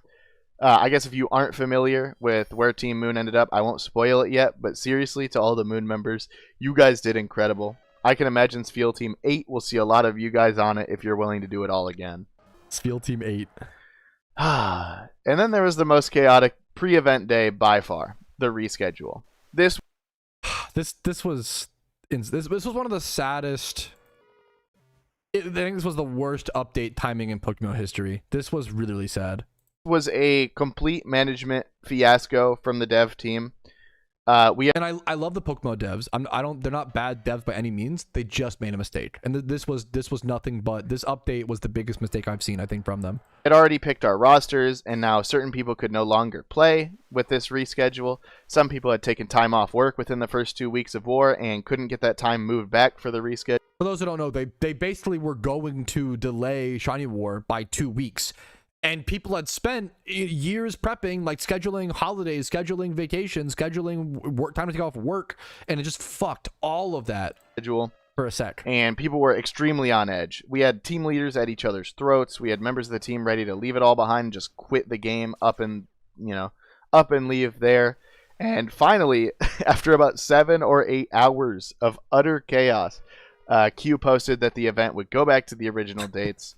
The update that they wanted to push would be delayed, and there would be a small quality of life pre-war update that would make everyone happy. Yippee! Surely this quality of life update will not cause us any issues in the future, right? Foreshadowing is a narrative device in which suggestions or warnings about events to come are dropped or planted. About a week before War, we were finishing up our last little bits of prep that we needed. First, we cooked all our eggs. And to explain cooking a little bit, the way eggs work in PokeMMO is when you have donator status and flame body. I already said this, Danny. Come on. They have 4 checkpoints that need to be met in order to hatch. Every minute, the server has what's known as an egg tick, once per minute. And 1 checkpoint is added to all of your currently hatching eggs. For a long while, people knew about partial cooking, which is what I'll be calling it here, where you would intentionally have your eggs pass 3 of those checkpoints, so hold them in your party for 3 minutes, and then you would put them back in your PC, and when you took them out next, they would only take 1 more tick to hatch. This yielded about 300 eggs hatched per hour. Shortly after the Halloween update, however, I found that you can actually prevent the eggs from hatching by talking to a PC or NPC. Tick your eggs a 4th I didn't know this. Learning the forbidden technique. Time, then put them back. Before Halloween, this would not benefit you at all, as eggs would only ever hatch on the egg tick. You would have just wasted an extra second of cooking. But in the Halloween update, they added a check at the end of the battle to see if your eggs were ready to hatch or not, and it would hatch them if they were. This meant that you could cook all your eggs 4 ticks, and instead of hatching on the tick, you could grab 5 eggs, go into a battle, they'd hatch, you'd go switch them out, get 5 more, and repeat. Done correctly, this yielded 1,200 eggs hatched per hour, as you could regularly What the fuck? From 300 to, what was it, 1,200 eggs per hour? get 1,200 I've never heard of this. I didn't know this was ever a possibility for. That's insane. eggs hatched per hour, Hatching 1,200 eggs an hour during war? as you could regularly get 4 groups of 5 eggs hatched per minute. This was shaping up to be a huge advantage for us, if it wasn't for incubation. This is like the secret hidden tech stuff you never hear about. Like, this is the stuff that, like, people take to their grave. And he's revealing it because it got patched, it seems like. Only for the first pre-cooked eggs. Yeah, you couldn't just do it for, you couldn't do it for all 23,000 of your eggs to make, for those who don't know as well, the 23,000 ditto number, you're storing those as dittos. You can only store, it's like 20 boxes in your PC. You can only store maximum of like 20 times 60, I think. You can only store 1,200 eggs. That makes sense. You can only cook 1,200 eggs that in like 1 hour though. That's it's still crazy, but yeah, wow. Incubators, changing the entire system with no warning. We still benefited Danny says you could have up to 1,860 total pre-cooked eggs. Thank you. I was just guesstimating. Thank you. from the old school 300 egg per hour hatching, which was actually more because we were hatching 8 at a time, and for like an hour we were hatching 15 at a time. But my beloved strategy that I kept secret for over 7 months, I kept it to myself. Wow. Because I knew I wanted to use it for Shiny War. And then on the exact day I wanted to use it, it was gone. Holy shit. I also put out a guide on how to use the spreadsheet I'm friends with Danny and I've never heard about this. This is crazy. for the players, explaining go to your tab, look at the spots that are best, all of that. And I also made a guide for the players on a forbidden technique that you've probably seen part of already, but we will get into that in just a little. Oh, the foot pedal. Did we the foot pedal stuff? Foot pedal. Because before that, we were a little worried. The event started at 8 p.m. on July 10th, or at least it would. And on July 9th, that little quality of life update that they had teased had not come out yet. We figured that maybe they had just decided against doing an update right before war to avoid issues. And we made a forum post asking for some transparency, and we were obviously ignored, as usual with these developers. As the sun rose on July 10th, we assumed that the update must have been delayed, and we started hunting with the goal of holding a shiny on. Oh my goodness. I don't think I've heard about this either. Or maybe I just forgot. So, okay. Basically, the devs talked about there being an update, and then the update didn't happen. So what you can do, you can pre-get a shiny before Shiny War begins, essentially, and get a shiny encounter, but then just not catch it until the event starts, right?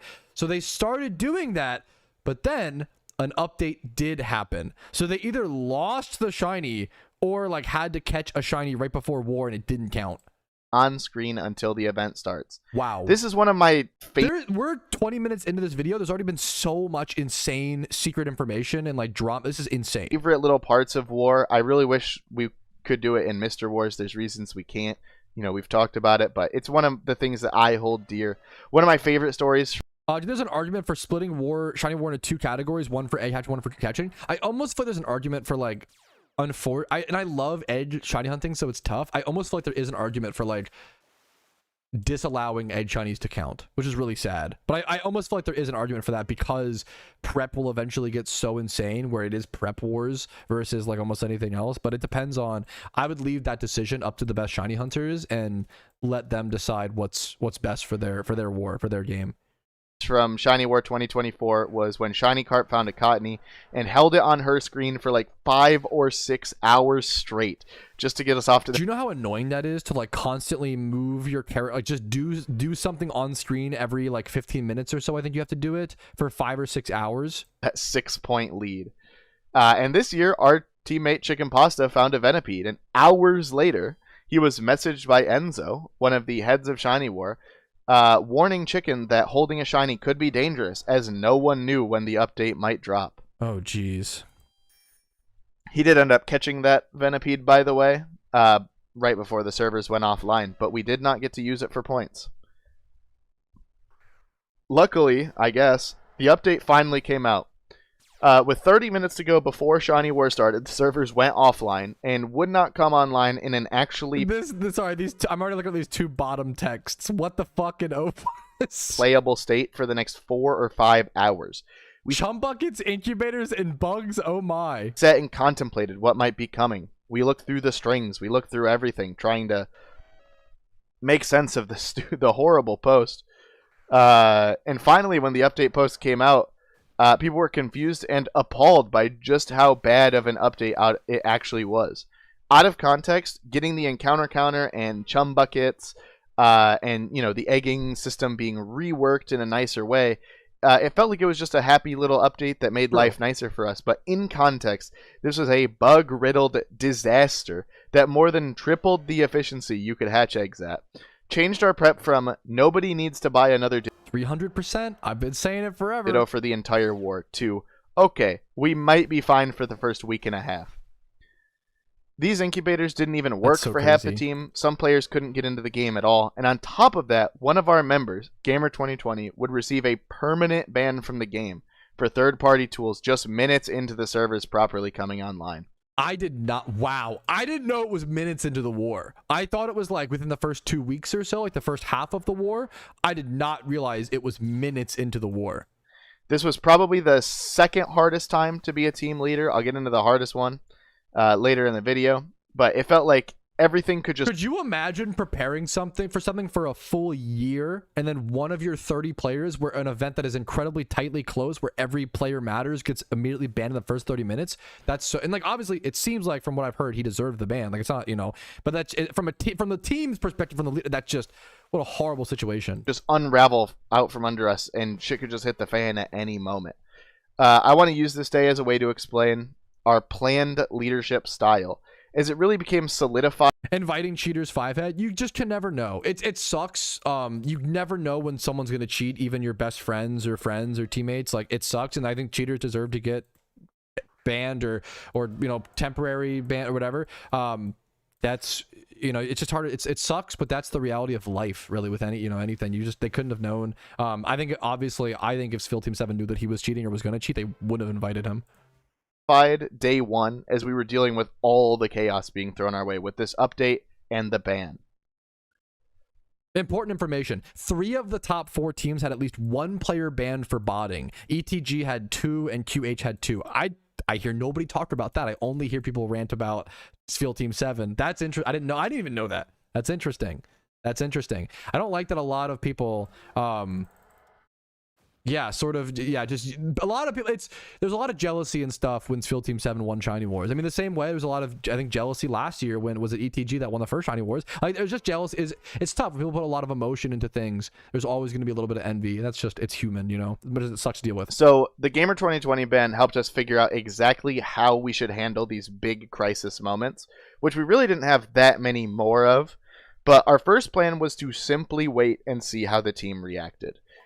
We didn't want to. Yeah, believe it or not, competition results in envy. You're always going to have. It's why competitive athletes still, baseball players use the sticky substance or steroids infamously, right? Like, it's really hard to be the best when you're trying to be every little micro advantage. People cheat. What happens. I think it's just easy for cheaters to seem innocent in the eyes of the other community members, as we don't really have a way of telling a hard grinder apart from a botter unless we really put a magnifying glass to somebody. It's just hard to tell. The same way, this stuff literally happens in professional sports. It's funny that people will judge video game players harsher than it happens in all parts, and all top parts and top percentages of any athletic, whether it's esport or real sport event.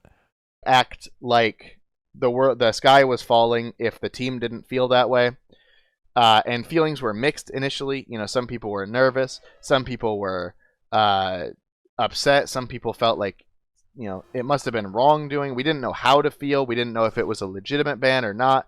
And everybody feels different ways. When the problem is, everybody's a different type of person, and there's different moments at different times. You could catch me certain days, this could happen, and I would feel demotivated and feel like we're losing war, right?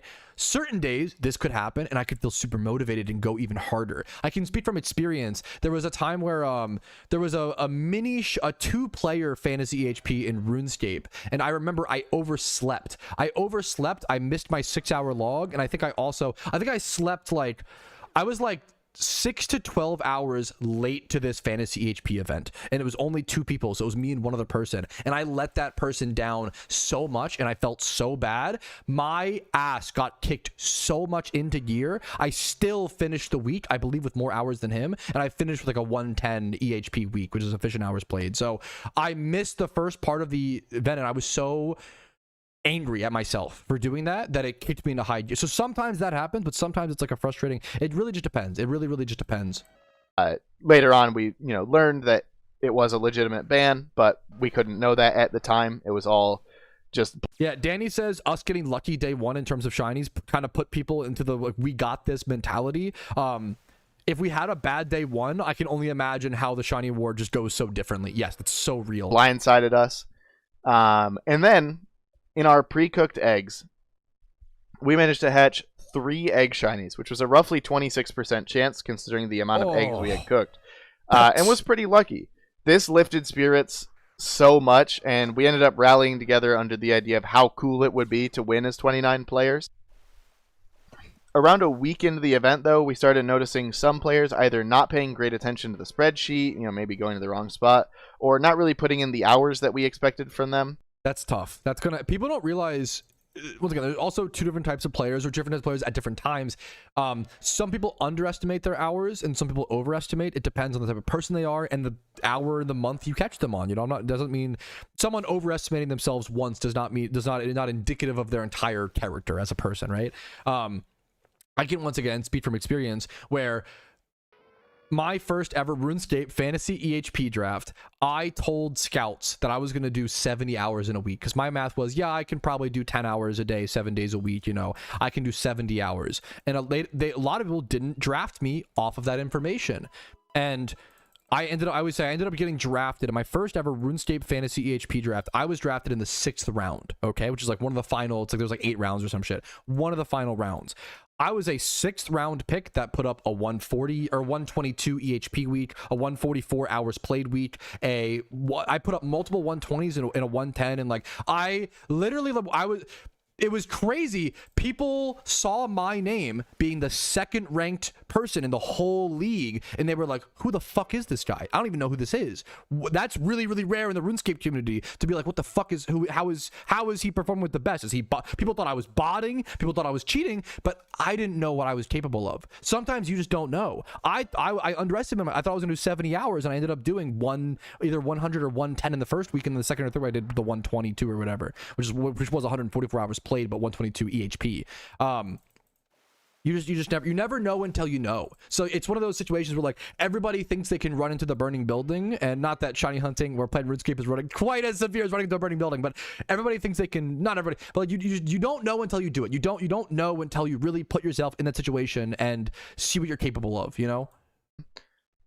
When handled, we handled these issues calmly, as we didn't want to alienate players who just weren't fully locked in yet. At one point, Nuz, one of the leaders of the team, didn't pay close enough attention to the spreadsheet and caught a shiny Vulpix when we already had one. And to avoid anyone overreacting to this, and to make a little bit of a joke out of it, Matt had the idea of making Nuz be the one who had to hunt Tentacruel for our team, and started our idea of... That's so... Dude, you hear the thought process, like, oh, we didn't want the players to work. Like, this... Dude, Danny's underselling it. This is a fucking leader mentality. Like, Danny is such a good... Danny is a calm, collected spreadsheet king. I can't imagine anybody else being on Field Team 7 and being this, like, this is so funny. Jail time hunts were such a good idea for Matt. That is so funny. If you make a mistake, you go to the Tentacruel shunt, you go to the jail time hunt. That's such a good, to like be funny about it. And like, I'm sure the player's already mad at themselves if they make that mistake, but I think that's like a funny enough punishment that doesn't like, it raising the morale of the team with mistakes is genius. Of giving the least desired hunts to people as punishments to keep them grinding while also keeping everyone focused. One of our members ended up playing a PvP game on stream after getting raided by Spidget, who is a more PvP focused streamer, if you don't know him, and was immediately sentenced to hunt the wretched Firo, which... That's so good. Oh my god, dude. I would have been that guy. I always try to play a random when Spidget raids me. That's so fucking funny. She found a shiny in 80 encounters. So look, the jail time, it's a good idea. It doesn't It's always work as a amazing. punishment. Sometimes they get a Firo and no time at all. And then this is probably my favorite story that came from Shiny War 2025. It shows that sometimes you really do need to think creatively to antagonize other members of other teams while not making yourself out to be the bad guy. A Mr. teammate of ours named Wobu. Connections to the Chinese Ditto Syndicate. Yes, this is a real thing. Well, I need that gif that Zenarchy made of like the guy smoking a blunt. And he's like, sometimes this PokeMMO shit get too serious. Dude, that is what Shiren had connections to the Chinese Ditto Syndicate, which is a real thing, and they are insanely organized and efficient. We heard that my QH, goodness. our main competition at the time, was buying their Dittos almost 60,000 yen per box cheaper than what we were buying them at in the West. We also had heard that they were not having a very good day that day. They had scored low points, and even worse, 2 of their members were banned from the game for third-party tools. They went to bed that night as we were waking up, and we had a plan. We gathered members from Team Moon and Sfeel and coordinated to buy hundreds of boxes of Dittos from the Syndicate overnight, immediately ballooning their Ditto prices from 310k per box up to 380k. When QH woke up the next morning, they weren't just missing 2 players, they weren't just low on points. I gotta pause the... Sorry, this meme was just sent to me. This was meant to represent the guy who got the duplicate shiny Vulpix. This LMAO, I forgot about this. This is him in Tentacruel jail.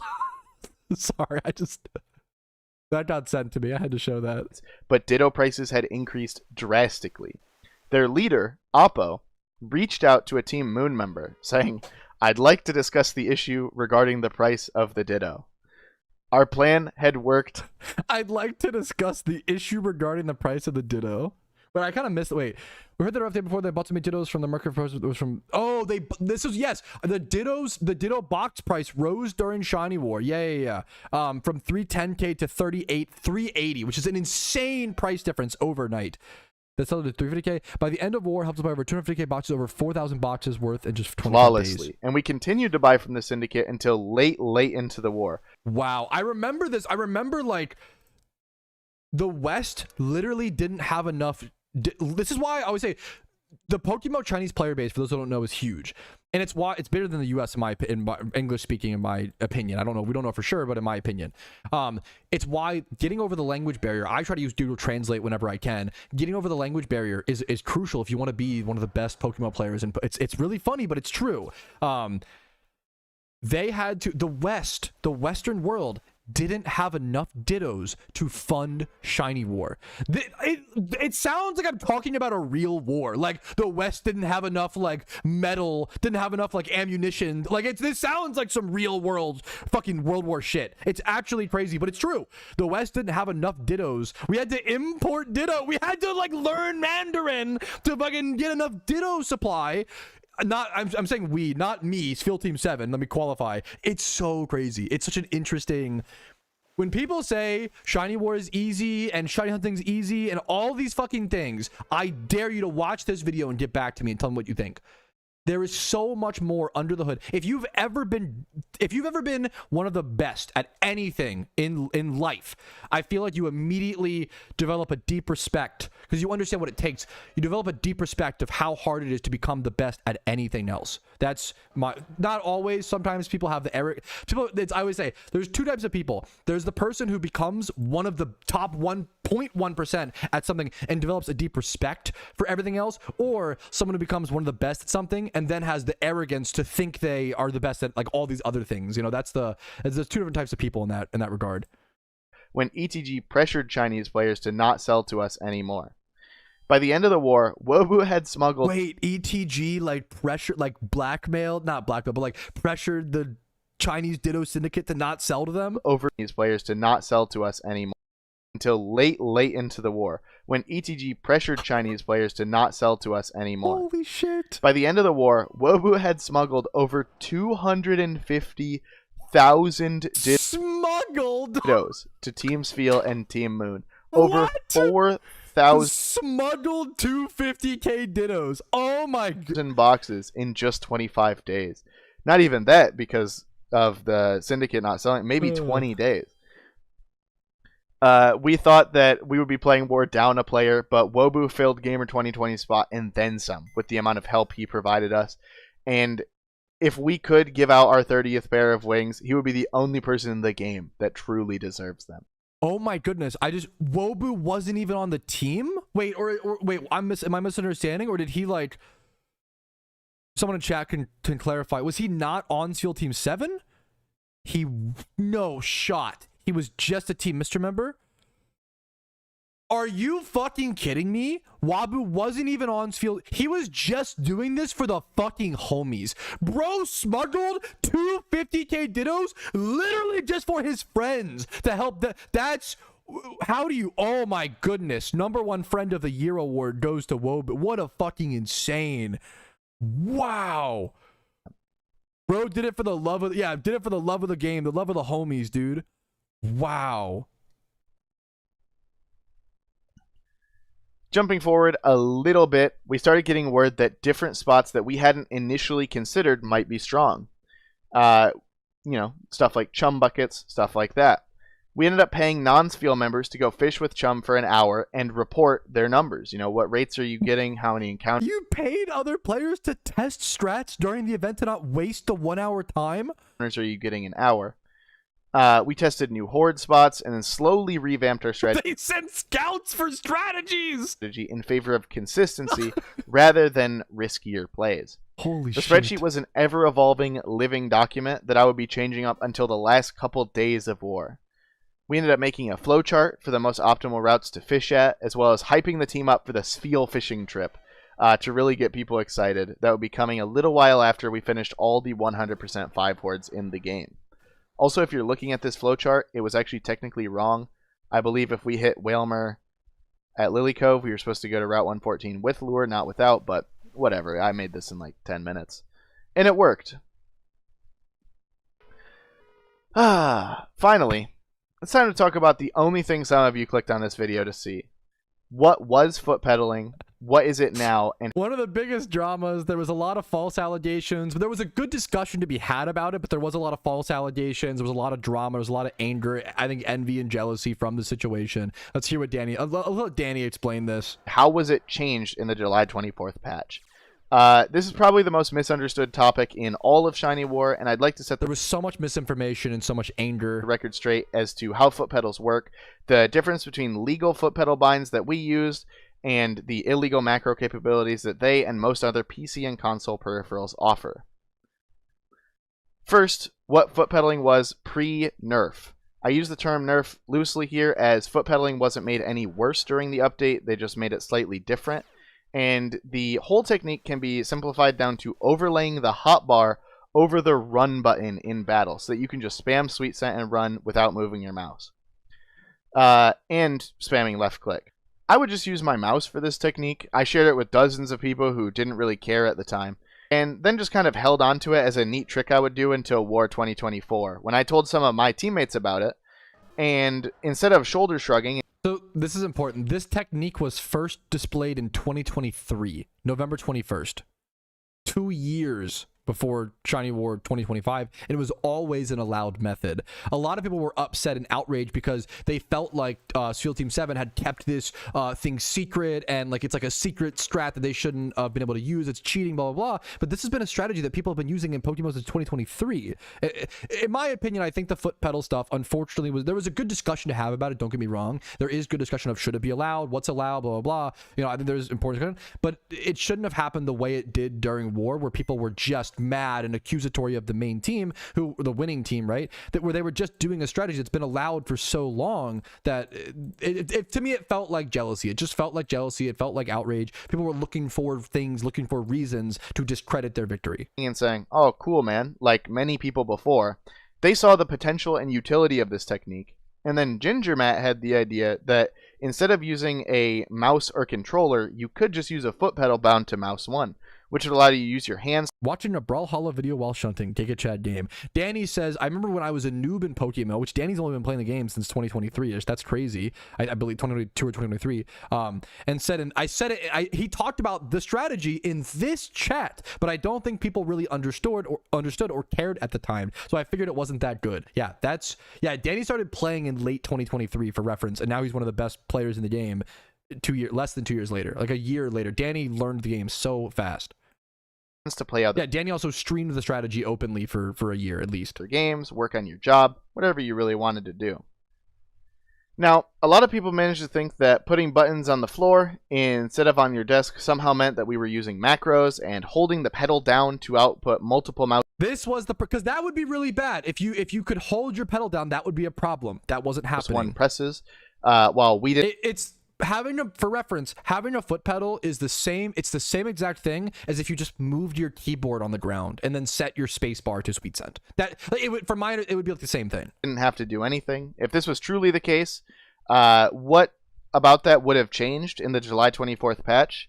The only thing that changed about the game was that the overlap technique would no longer work.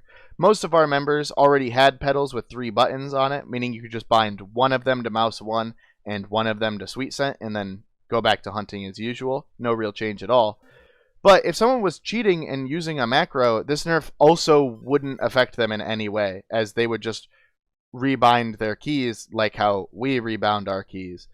I even saw some people saying that you could use a box to hold down your pedal to keep a macro going, but like, why would you do that? Macros don't require a button to be held to function, so you just wouldn't do that. Holding a pedal and getting It's like it's like people not understanding. If you're gonna run a bot, or like, why would you put a bot? You're just running a bot or macro anyway. What are you doing? Multiple inputs would be using a macro in the same way that pushing a pedal, releasing it, and then getting a ton of inputs would also be a macro. It would be read to the game as a macro, and if you did this, like some people calling us out ended up doing, you would be permanently banned from the game, like some not so. The devs can see like what the inputs look like, the timing between them. Like... modest people. As a quick disclaimer, I am going to show the similarities between foot pedals and other computer peripherals here, how almost all of them are capable of making macros, and why foot pedals are nothing special. I'm going to show you my personal foot pedal binds as well. Also, for those who don't know, foot pedals were also, it's really funny actually. For some reason, people view foot pedals differently. Foot pedals were also a big drama in RuneScape. When I was saying, the same exact drama happened in RuneScape when people started foot pedaling certain things in RuneScape. It's just a valid input. It's also a really important input for people who are handicapped, who maybe don't have the accessibility of like their hands. Like foot pedals is just another input method, the same way a controller is a different input method. It just makes, people hate when you add 2 more limbs to the equation. I don't know. It's really interesting to me that there must be some intuitive thing that isn't logically checked, because it just makes no sense logically. But I don't know. I don't know. Well, it's interesting. The same thing happened in RuneScape. The same exact drama. It was really funny watching this play out live because I had seen it all before. Finding that the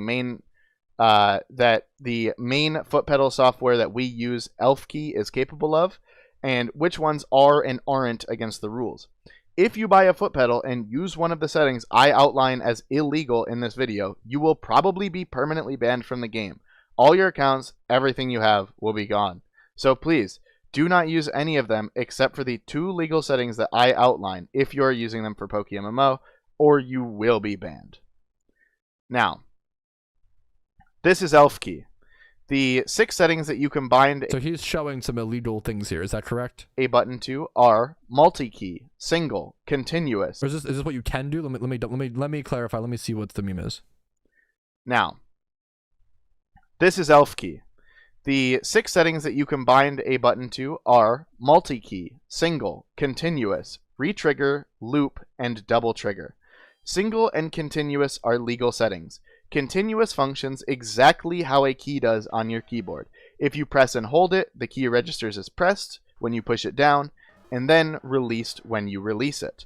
Single is slightly less accurate to a keyboard, as when you push the button down, it is pressed then immediately released, and won't press down again until you push the button down again. Right, so both these inputs are fine. I want to comment here because once again, I have experience from RuneScape. The same exact thing happened in RuneScape. I don't know about Elf. Is that what this program is called? Is Elf, correct? I am familiar with AHK or auto hotkeys. Very similar thing. It's actually laughable how exactly one-to-one the drama played out. AHK, people thought, so what happened in RuneScape was people were using AHK to make macros and have things be two. The biggest rule is you need one input to equal one action, right? That's the normal thing. People were binding things in RuneScape to where you could have one input, so you press like the one key and then it like goes to your prayer tab and then also hits a prayer. That's illegal. You cannot have one keybind like do two different actions, or even like I think even yeah, like you can't, yeah. So the same thing was happening. So having things like that in AHK was illegal, but simply, I don't know, I haven't played RuneScape in 4 years, so it might have changed, so take this with a grain of salt. But at the time, many years ago, simply using AHK was not bannable. It was only bannable if you used AHK to bind one input to two outputs. That's the problem. And I'm assuming the same thing's happening here, where you're using a software to rebind your keys, but as long as you aren't doing 1 to 2, it's fine. That's my guess, and I haven't even seen this, I just have the RuneScape experience. But a lot of people in the RuneScape scene used to think that AHK was just not allowed at all, and from my understanding, that was not the case. It was a lot of misinformation from people who aren't. It's high level stuff, and it's a lot of people who aren't at that high level talking about it, and then it's like a game of telephone where things get misconstrued. Retrigger, loop, double trigger, and multi-key are. Or just use Joy to Key to keep your pet on forever. So that would be illegal. You would get banned. It's just that simple. Like if you do anything, it's just not even. It's like saying like, oh yeah, or you could just use a Patrouski. How is Shiny Wars even a thing? People could just bot the game. Like okay, you would get banned. I don't. What do you want me to say? Like it's like saying like it just makes no sense. Like yeah, it makes no sense. Are all not allowed. They are all in one form or another TOS breakers. Retrigger allows you to get multiple key presses out of one button press. Loop. So this is Monka TOS. Will allow the same. Seems like so in the output you see single and continuous. Only these are allowed. Retrigger, loop, and double trigger not allowed. But will allow you to repeat the presses as many times as you specify. I don't know if people. It's literally just it's just really funny, Danny. I don't know. Double trigger acts like one key as you press it down, and then a different key when you release it. And multi key is literally just a macro, plain and simple. I will now show an on-screen example of some of these settings in action using the game Trackmania as my showcase, mostly because I don't have a different input display to use, and this dashboard plugin will show the buttons that I'm pressing.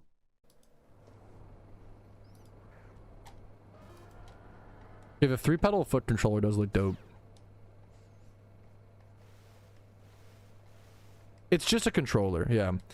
Trackmania deflects on us. Trackmania, hilariously, I started playing Trackmania a little bit post Shiny War, and not that I played, but like so did Danny. This game is so fucking good, bro. Damn, no free feet cam. Okay, you guys gotta get your priorities straight. What? Did we show that was continuous? You might be immediately alarmed at just how easy it is to make a macro with a foot pedal, having seen the software. But this is extremely standard for the PC peripheral industry. Macros are not a taboo thing in every circle of the internet like they are in PokeMMO. Games like World of Warcraft allow you to make macros in the game client itself. This blew my mind. When I actually played Classic WoW for the first time, I was like, what the fuck? You can do macros in-game? I had never heard of that playing like RuneScape and other MMOs. I was really shocked. But I think it's cool to have the different perspectives, and it's why people come in with different understandings. Well, it's also why I do believe like some people in PokeMMO genuinely do get banned on accident, for lack of a better word. They should have checked the rules and seen if macros were allowed. But if you've played World of Warcraft your entire life and macros are allowed, and you switch to PokeMMO and use macros, I understand how that you could, you know, I understand it's like you accidentally broke the rules kind of thing. You should have read them, but it makes total sense. You know, it's not like that person was out for evil intent always. Well, you can see here, Logitech gaming software on the left, allows easy use of macros, while Corsair IQ yeah, Danny says, I tell this story a lot, but when I first got into PokeMMO, one of the first things I looked up was good macros for the game, because I came from CSGO, where macros are basically fully encouraged, not just legal. I got recommended a video saying they're illegal, and I was like, damn, almost, yeah, like, just do a little bit of research, and yeah. Allows totally it for Corsair devices, as shown on the right. Basically, any computer mouse or keyboard, sometimes even headphones, will have reprogrammable buttons in the same way foot pedals do. and binding those buttons to macros in PokeMMO is just as illegal and bannable on a foot pedal as it would be on any other device. Yes. So once again, to show, like, the problem is foot pedals aren't the problem. Macros and botting and cheating, those are the bad things, right? Foot pedals are not the problem. I can even, do we ban all, like, controllers? What's the logic with the foot pedal hate, right? So I always show this. I'm not going to press it, but I actually have a button on my mouse right here called a turbo fire button. Unfortunately, I kind of hate it. I wish it wasn't there, but I do use it for like cookie clicker and stuff like that. But like this, if I hit this button, it clicks twice with one click. That would be illegal and get me banned in PokeMMO if I used it. I simply don't use it. It's literally that simple. I think I've maybe even accidentally pressed it a time or two, and I've never gotten to, you know, but if I were to like maliciously like use this all the time, that'd be really bad. I don't just literally, it's as simple as just don't break the rules. I know it sounds silly or dumb, but any device, foot pedals, mouse, anything could have an illegal method. Just don't do the illegal method. It's not the problem of the device, it's the problem of macros. Finally, what foot pedaling is now. It's not like anyone's going to stop doing it. I showed off my binds that someone said, it's a great question. Isn't Control A bit similar? Control A is a like coded into the game hotkey. That's why it's not illegal. The same way like hitting Control and then left clicking Pokemon quick switches them like from your PC to your party. Like those are in-game hotkeys. Great question. That I use for fishing and for those who don't know what Control A looks like, I wonder if I can show it on my screen really quick. Like this is how I whenever I'm XP trading efficiently, I try to do this. Let me show you. I'm just gonna hold Control plus my A key, which is Z, right? Watch this really quick. Watch how fast this goes. When I see that wasn't botting, that wasn't anything like that. It was just Control Z, Control A. Someone says Control A shouldn't be in the game. It favors bots heavily. I don't know enough about. I could see that. I don't know. I kind of like it as an efficiency thing. I wish more players knew about it, but I think it's an interesting skill thing. It's honestly a tough call. I don't know for sure. Hoarding a couple slides ago. F is my like A button in PokeMMO. What is? That's true. I think it's just good for player hand health. Unironically, that's a great point. Like, yeah, that's 1000%. Bound to Z by default. And then here I'm showing off my binds for singling.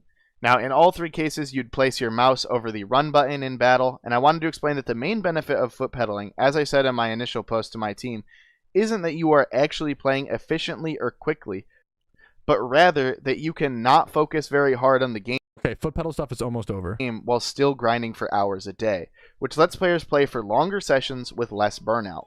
I think a lot of bad actors in the community hijacked the foot pedal discussion to try to drown out any semblance of defense from our team, making us out to look like massive cheaters. Yeah. The worst part of this entire discussion is that only 8 or 9 of our members actually use these techniques with a foot pedal in the first place.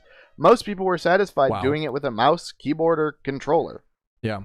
The whole concept boiled down to simplifying inputs, with the goal of hunting relatively efficiently without requiring long periods of focused gameplay. I hope this section answered most of the questions that you have about foot pedaling. Which it is an advantage to have a more comfy style of gameplay, right? Via controller. The same exact way, I always say, people ask me, hey, Patrouski, do you use mouse and keyboard or do you use controller? Well, I use mouse and keyboard mostly, but I actually use controller whenever I'm doing a ×5 horde shunt with Leppas because it's so comfy. For me, it's literally just like a controller thing that you have to factor in. Yeah. And if you have more, stick around. No, I appreciate you covering all this information and details, Danny. To the end of the video for a little bit of an announcement. But before that, we had a couple more things we had to do as management to get our team over the finish line. Like the fact that we were damn near broke. 8 incubators. I wonder if I'll get into it. I know many people who went into PokeMMO debt to win Shiny War. Is so unbelievably overpowered in the long term. It's effectively double the efficiency compared to hatching while hoarding before the update, as not only were there more slots, but you also could hoard while using Flame Body now, which increased your expected eggs hatched per hour while hoarding from 60 to 120. We also needed fossil Pokemon. Everyone knew going into the war that fossils would be strong, but many of us had to use our money to get enough Dittos to finish out war, and we had people selling off hundreds of millions of yen in vanities, collector's items, and more, combined with the fact that we ended up taking on over 1 billion yen worth of debt from other players just to finish out war. Over 1 billion Pokeyen in debt. Not just Pokeyen spent, 1 billion in debt to repay to be the bet to win war. This combined, And that's where I think there's a fair discussion to be had. I love shiny hunting. There's a fair discussion to be had of like I even like preparing, but at what point does the prep become too crazy? Yeah, 1 billion for the whole team. Yeah, sorry if I didn't make that clear. At what point is it prep war versus some prep and shiny hunting? You know, I think it's an interesting question, and I think there is an interesting discussion of like a shiny war with no egg shinies, but it's a discussion that needs to be had for many hundreds of hours. I think anybody who's like, yes, they're for sure shiny wars for sure should not have eggs, like, slow down. I think there needs to be hundreds and thousands of hours of discussion. Maybe that's the case, maybe it's not. It just needs to be talked about. But you don't want to come into like, I'm split on that opinion. I don't know. I have to think about it and go over it a lot, mull over it a lot. combined with the scouting from the start of the video, is why... Someone said that debt is never being paid, lol. Danny said most of us have already paid it back. I know a lot of people want to like meme, but like it, you know, it's at a certain point we're spreading misinformation. Danny said most of us have already paid it back. We have a couple people whose deadline is after Halloween who will probably pay back once they earn money from the event. Thank you for clearing stuff up, Danny, who actually being someone involved in the scene. Networking is so important in this game. If you want to do big, I think the PokeMMO, it's really funny. He's literally talking about networking right now, and someone like mentioned like not paying the debts, right? Yeah, someone said good for the shiny war is very good for the economy. But someone else said W's feel for being good on their bets. The problem is if you aren't good on your bets, you're going to be excommunicated. Like the community is big enough yet small enough for people to know names, right? It's big enough for the healthy community and the things like that, or the healthy economy, but it's small enough to where people will know your names. If you don't pay your bets from last year's shiny war, I don't think people will even let you on their team in the next war, at least like the top teams. I think it's really serious. Absolutely. Things like win a war, start a successful team, win PvP tournaments, much more. Finding players who could trust us to pay off tens, if not hundreds of millions of yen worth of debt each would have been impossible if we were a closed-off community who never interacted with other players. Networking is so important. Finally, this is less of a strategy part and more of a cautionary tale if you want to get into leading a shiny war team. We had a strong lead for most of the event, but with just about a week left, ETG hit 9 egg shinies and a Shelfa.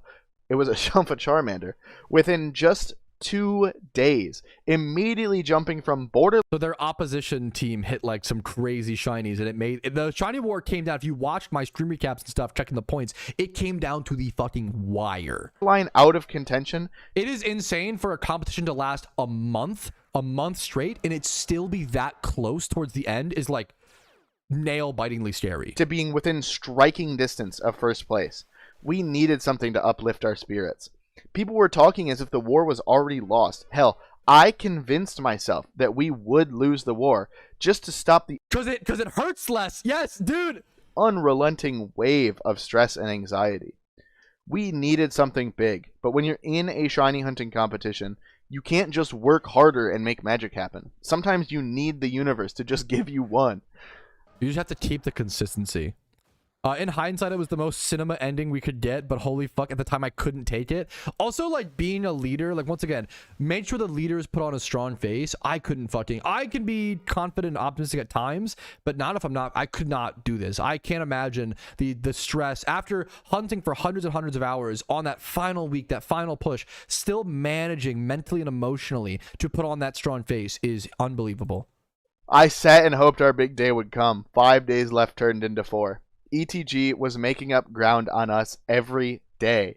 They were just creeping closer and closer. And finally, with 2 days left, the tension... We had people hyperventilating in voice chat. It's crazy, but it's true and it's real and it's realistic. There's a reason why every single like professional athlete like throws up before their first game, like, or like, I can't imagine. You don't hear a lot of it until athletes retire, but once again very similar stuff, like esports stuff to physical, you know, real life athletes. Was broken. We got our big break. I think I'll let the footage speak for itself. This is a short section I cut out of the FA Burke war recap video, which is my all-time favorite PokeMMO video on this website, and I'm not sure. Go watch it. Go watch if you have not seen it. Effie Burke's like hype montage of the war is so amazing. If that will ever It's my change. favorite video. He captured that moment of release just perfectly. It's also has copyrighted music, so he did it just for the love of the game. Like it's such a beautiful. It's so good. And I do have one final announcement after this clip, so stay tuned. Thank you, Danny, for linking it. And I'll link your video again. I cannot listen to this because it has copyrighted music. Let me see if I can skip through. I can't. It'll strike the whole everything. Just because of how Even that second that played might actually strike this video, but I hope not. Please, Mr. Paul Stanley, who made the amazing song "Live to Win." Please don't strike me down. much it means to me personally. But the final announcement that I will be making is that I will be streaming a viewing of this very video No, you're perfect, Danny. Oh wait, is this already passed, right? Fuck, this would have been so sick to watch. that you're watching on Wednesday, September 3rd, and Is Saturday. there a stream VOD of this? I would love that. Yeah, Danny linked the I can link it again though. Danny linked the this video, this Field Team 7 video. If you're watching the video right now, remind me if it's not in the description, yell at me if it's not there. It should be this Field Team 7 Shiny Wars 2025, the Burke video. It's my favorite Pokemon video I've ever seen. Definitely watch it. Saturday, September 6th at 5 p.m. Eastern Standard Time on my Twitch channel at Danny with 6Ys. I'll be frequently pausing, giving extra context, answering viewer questions, basic Q&A stuff. I will also probably show off the spreadsheet in its entirety during those streams. So if you want to be part of the spreadsheet video, just swing by at those times. That is Wednesday, September 3rd at 5 p.m. and Saturday, September 6th at 5 p.m. That's really cool. Ask any questions you have about Shiny War, about my journey through PokeMMO, really anything you'd like. Danny's such a perfect example. People always ask me, is it too late to start playing PokeMMO? Like, it's been out for however many years. Is it too late? Danny started playing the game less than 2 years ago, if not 2 years ago, and he's one of the best, most respected players in the game now. It really just comes down to hard work and effort and how much time you have to put into the game. I plan each stream to be maybe 1 or 2 hours, and I really hope you guys like them. I feel like I can better help people in a live chat rather than the YouTube comments section. So if you have a simple question, you're always free to drop it in the comments. But if you feel like you would have a more nuanced or difficult to answer question, maybe write it down and hold on to it until one of those streams. Either way, though, that is the end of this video.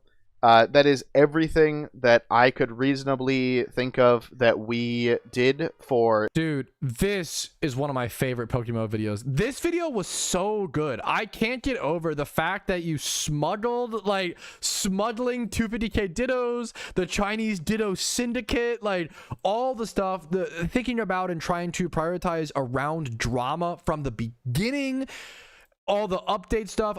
Yeah, this is craziness, guys. It is so I've linked the video a ton, and I'll continue to do it. Please go like this video. Go like it. Subscribe to Danny. This video is one of my favorite videos I've reacted to, maybe ever. It might be my favorite video I've ever reacted to on stream. It's up there. It's up there. The Night of the Ditto. There's a lot of things that I didn't even know about, even though I'm the in-team mister and involved in that community to some extent. But I was just I was doing my Iron Man. I was doing my own thing, you know. It's wild how much it's crazy. It's just so insane how much happens and how much work goes into this. And I always say, I'm a big fan of just pursuing what philosophers call your categorical desires. Some people are going to look at your categorical desires and they're just not going to get it. People aren't going to understand you always, okay? Some people will watch people put this amount of effort into shiny hunting and PokeMMO and be like, oh, if you just put that into cancer research, we'd have solved cancer. The problem is, in life, you have to truly want something. You have to truly be obsessed with something to really dedicate your life to it and devolve into it that much. And you don't pick, you don't choose, and you don't pick what you're obsessed with. Some people are born on this earth, legitimately. It sounds silly, but I think it's true, to shiny hunt in PokeMMO. Some people are born to be the best crocheter in the world. I always say, I don't care what you're doing, as long as you're not hurting anybody, number one, or yourself, to a reasonable degree. I don't care what you do, just pursue your passions. People will, I'm sure there will be comments on this video laughing at these people, making fun of them. And I think it's all just, unfortunately, it's just jealousy and envy.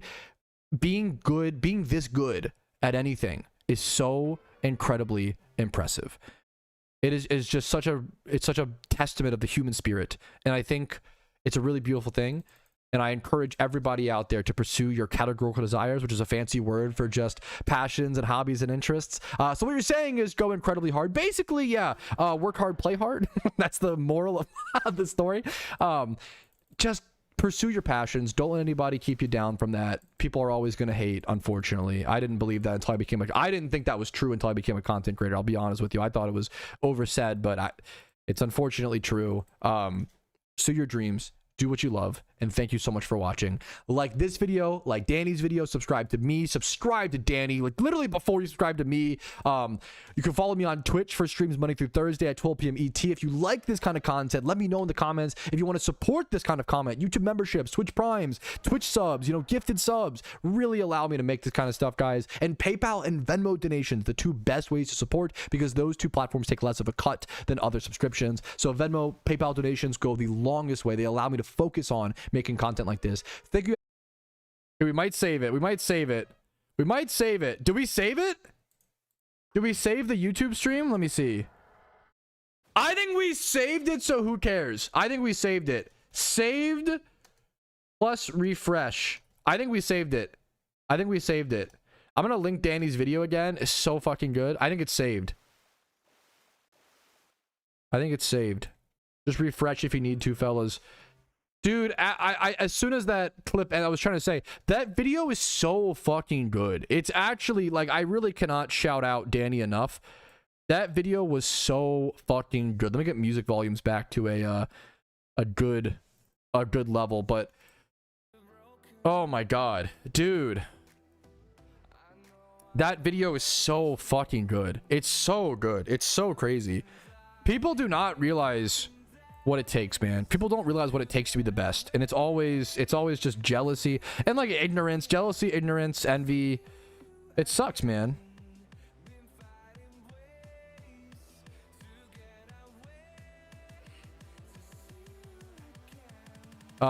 That's crazy, dude. That's crazy.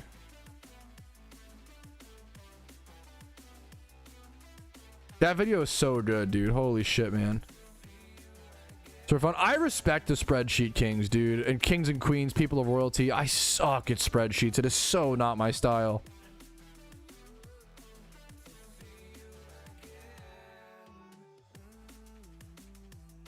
Two streams in one day. Okay, no, we're just so back, fellas. Come on, come on, come on. We're so back. We're so back. Did you win money for it? No, you win a specific vanity for Shiny Wars. It's just for the love of the game, man. Did someone ask that or some shit, or what's the... Ooh, I do... Okay. Depending on how my taxes go this year, I love the idea of trying to... How much could I afford to do is the problem. The problem is I love the idea of trying to put up a financial reward for Shiny Wars. The problem is that it's 30 people. Like 30 people, like if I put up, like if every person got $100, which is like not worth the effort of Shiny War, it would cost me like $3 grand, and I do not make that kind of, like, I can't afford that, boys. I love the idea of it one day, okay? Maybe one day, but I'm trying to think. It's an amazing idea. Maybe like MVP or something. I don't know. That's a tough. I love the idea. I love the idea. Feed everyone beans on toast. You don't gotta fucking feed even though they're in war, you don't have to feed them actual rations, bro. So like RMT. Oh, I don't think I have to ask the devs first, to be fair. I don't think it would be, but gets a yeah, everybody gets $1, Mr. Beast type shit. I mean, that's just called a reward, you know. Not an incentive. Dude, it's crowded. So many subs, by the way, guys. Thank you for all the subs during the video reaction. It's crowded for Prime for 4 months. I'm gonna replay all of them, guys. Thank you so much, crowded. Hopefully that's not too loud. Thank you so freaking much, dude. Brian the Great for 4 months. I saw you, dude. I was trying to wave to you in chat, but I couldn't say too much because thank you so much, dude. John Book, 2 months. Thank you so much. Hobbs FPS. Thank you, thank you. We got Choco. That's everybody. Thank you guys so much for the subs, man. Hopefully the content has been helpful enough or entertaining enough to warrant that. That video was amazing, dude. I really am just shook. Flex check. Did someone whisper me this hunt took me 1 month. The results pretty good. Check the IV. This is an iron veggie. Okay, 31 speed. Is it like timid? Ooh, I mean that's, dude, we fucking take those. Hello? That's actually pretty sick. Level 100 Everstone dry duck. Dude, congratulations, man. It's a great, I love shiny Psyduck veggie. Congratulations, dude. Congratulations, man.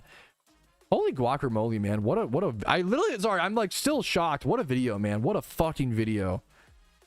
Holy crap, man. Holy crap, dude.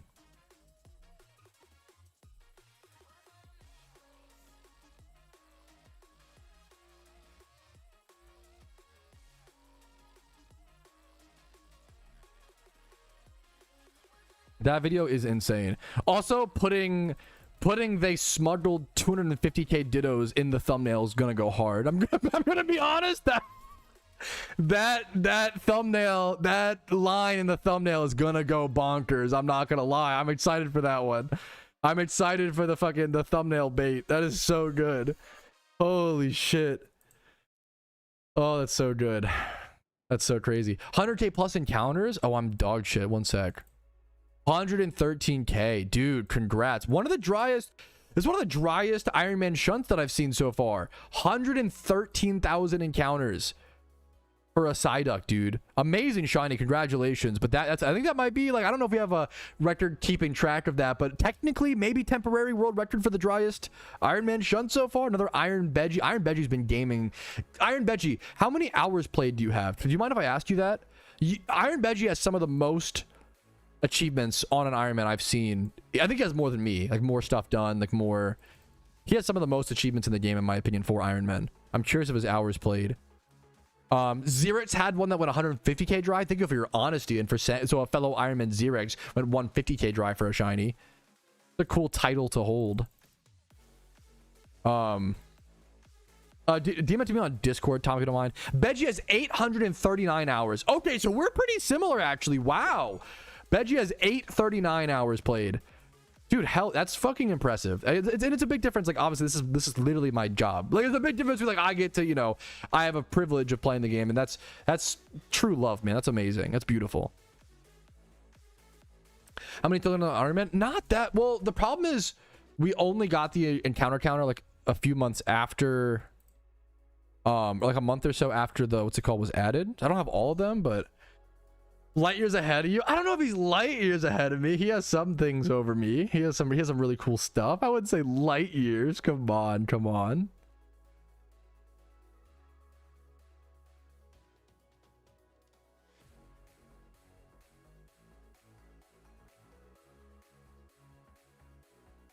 Total encounters. It's not like on the tracker, not that many, only 43k.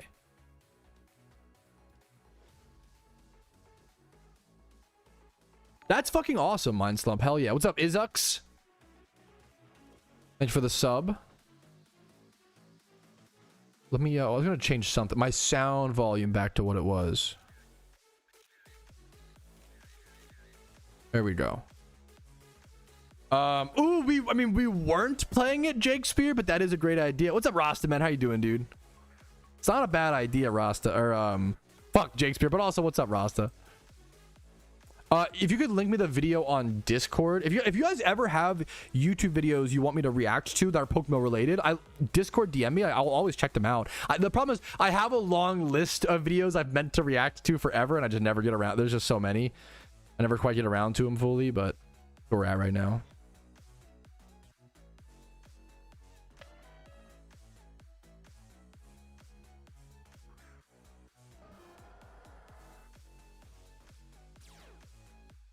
That's awesome, Dusty.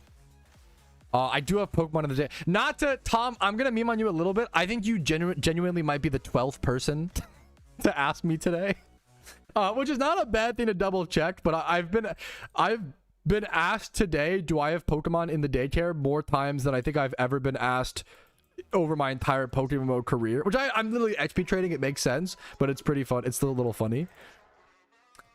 Generally, I mean, it depends. If the Pokemon video is related to PokeMMO, I'm down. Do you have mods on your PC? Yeah, Tom. It's not a bad thing to double check. Sorry if I'm just gonna be, you know, polite, little slight meme, you know. It's funny watching your PvP. It didn't take you long to hate Stall. Yeah, didn't take as long as I thought. I'm gonna be honest. I'm trying to be honest about it. Like, I didn't think Stall was as bad as PvP players said, and I was wrong. I owed them the apology. I gave them the apology. I was wrong.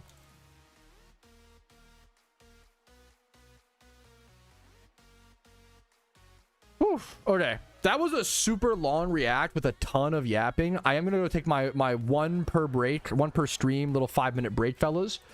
I'm gonna go do a quick stretch break, check the mail, go outside, touch grass, get water. It'll be gone for about 5 minutes or so, hopefully. I'll be right back. I'll see you guys very soon. I'm gonna log out of PokeMMO, actually, just to Coobster. Thank you for the 35 months, you legend. Are you serious? Thoughts on the Ravens game? Do you want me to cry on stream? What's the what's the goal there? What's up, dude? Much love to you. Yeah, I'm gonna go to my 5-minute break really quick. Love you all very much. I'll be right back, guys. Give me 5 minutes. I'll be right back. See you very, very soon. BRB. Thank you, Coobster, again.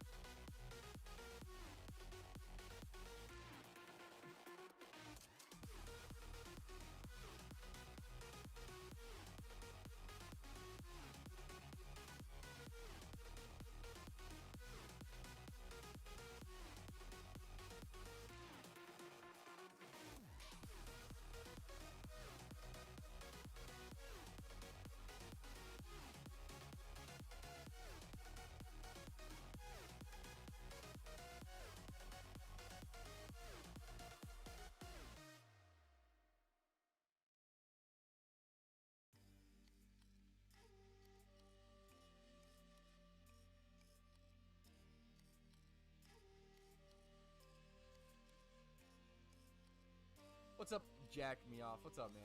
Absolutely. Absolutely. Thanks for the nice video and guide.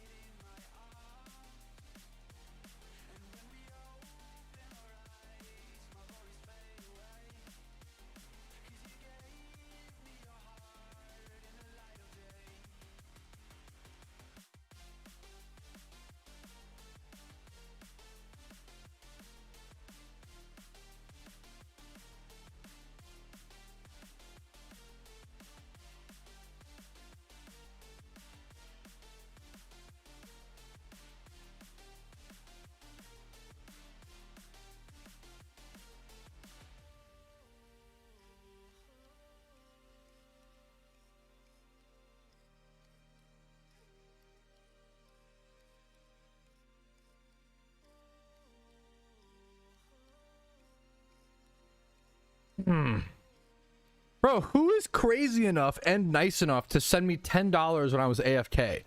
I got a notification on my phone. Salem King. Thank you for the $10 PayPal dono, man. I seriously, like, that is the best way to support. It really fucking stands out. It really means a lot to me, dude. I'm honored that my content was hopefully, you know, earned it, and like hope, you know. But goddamn, dude. I confess it was me. It was me. Okay. Thank you so much, man. That is seriously kind. If people are like when I'm literally AFK. Dude, you know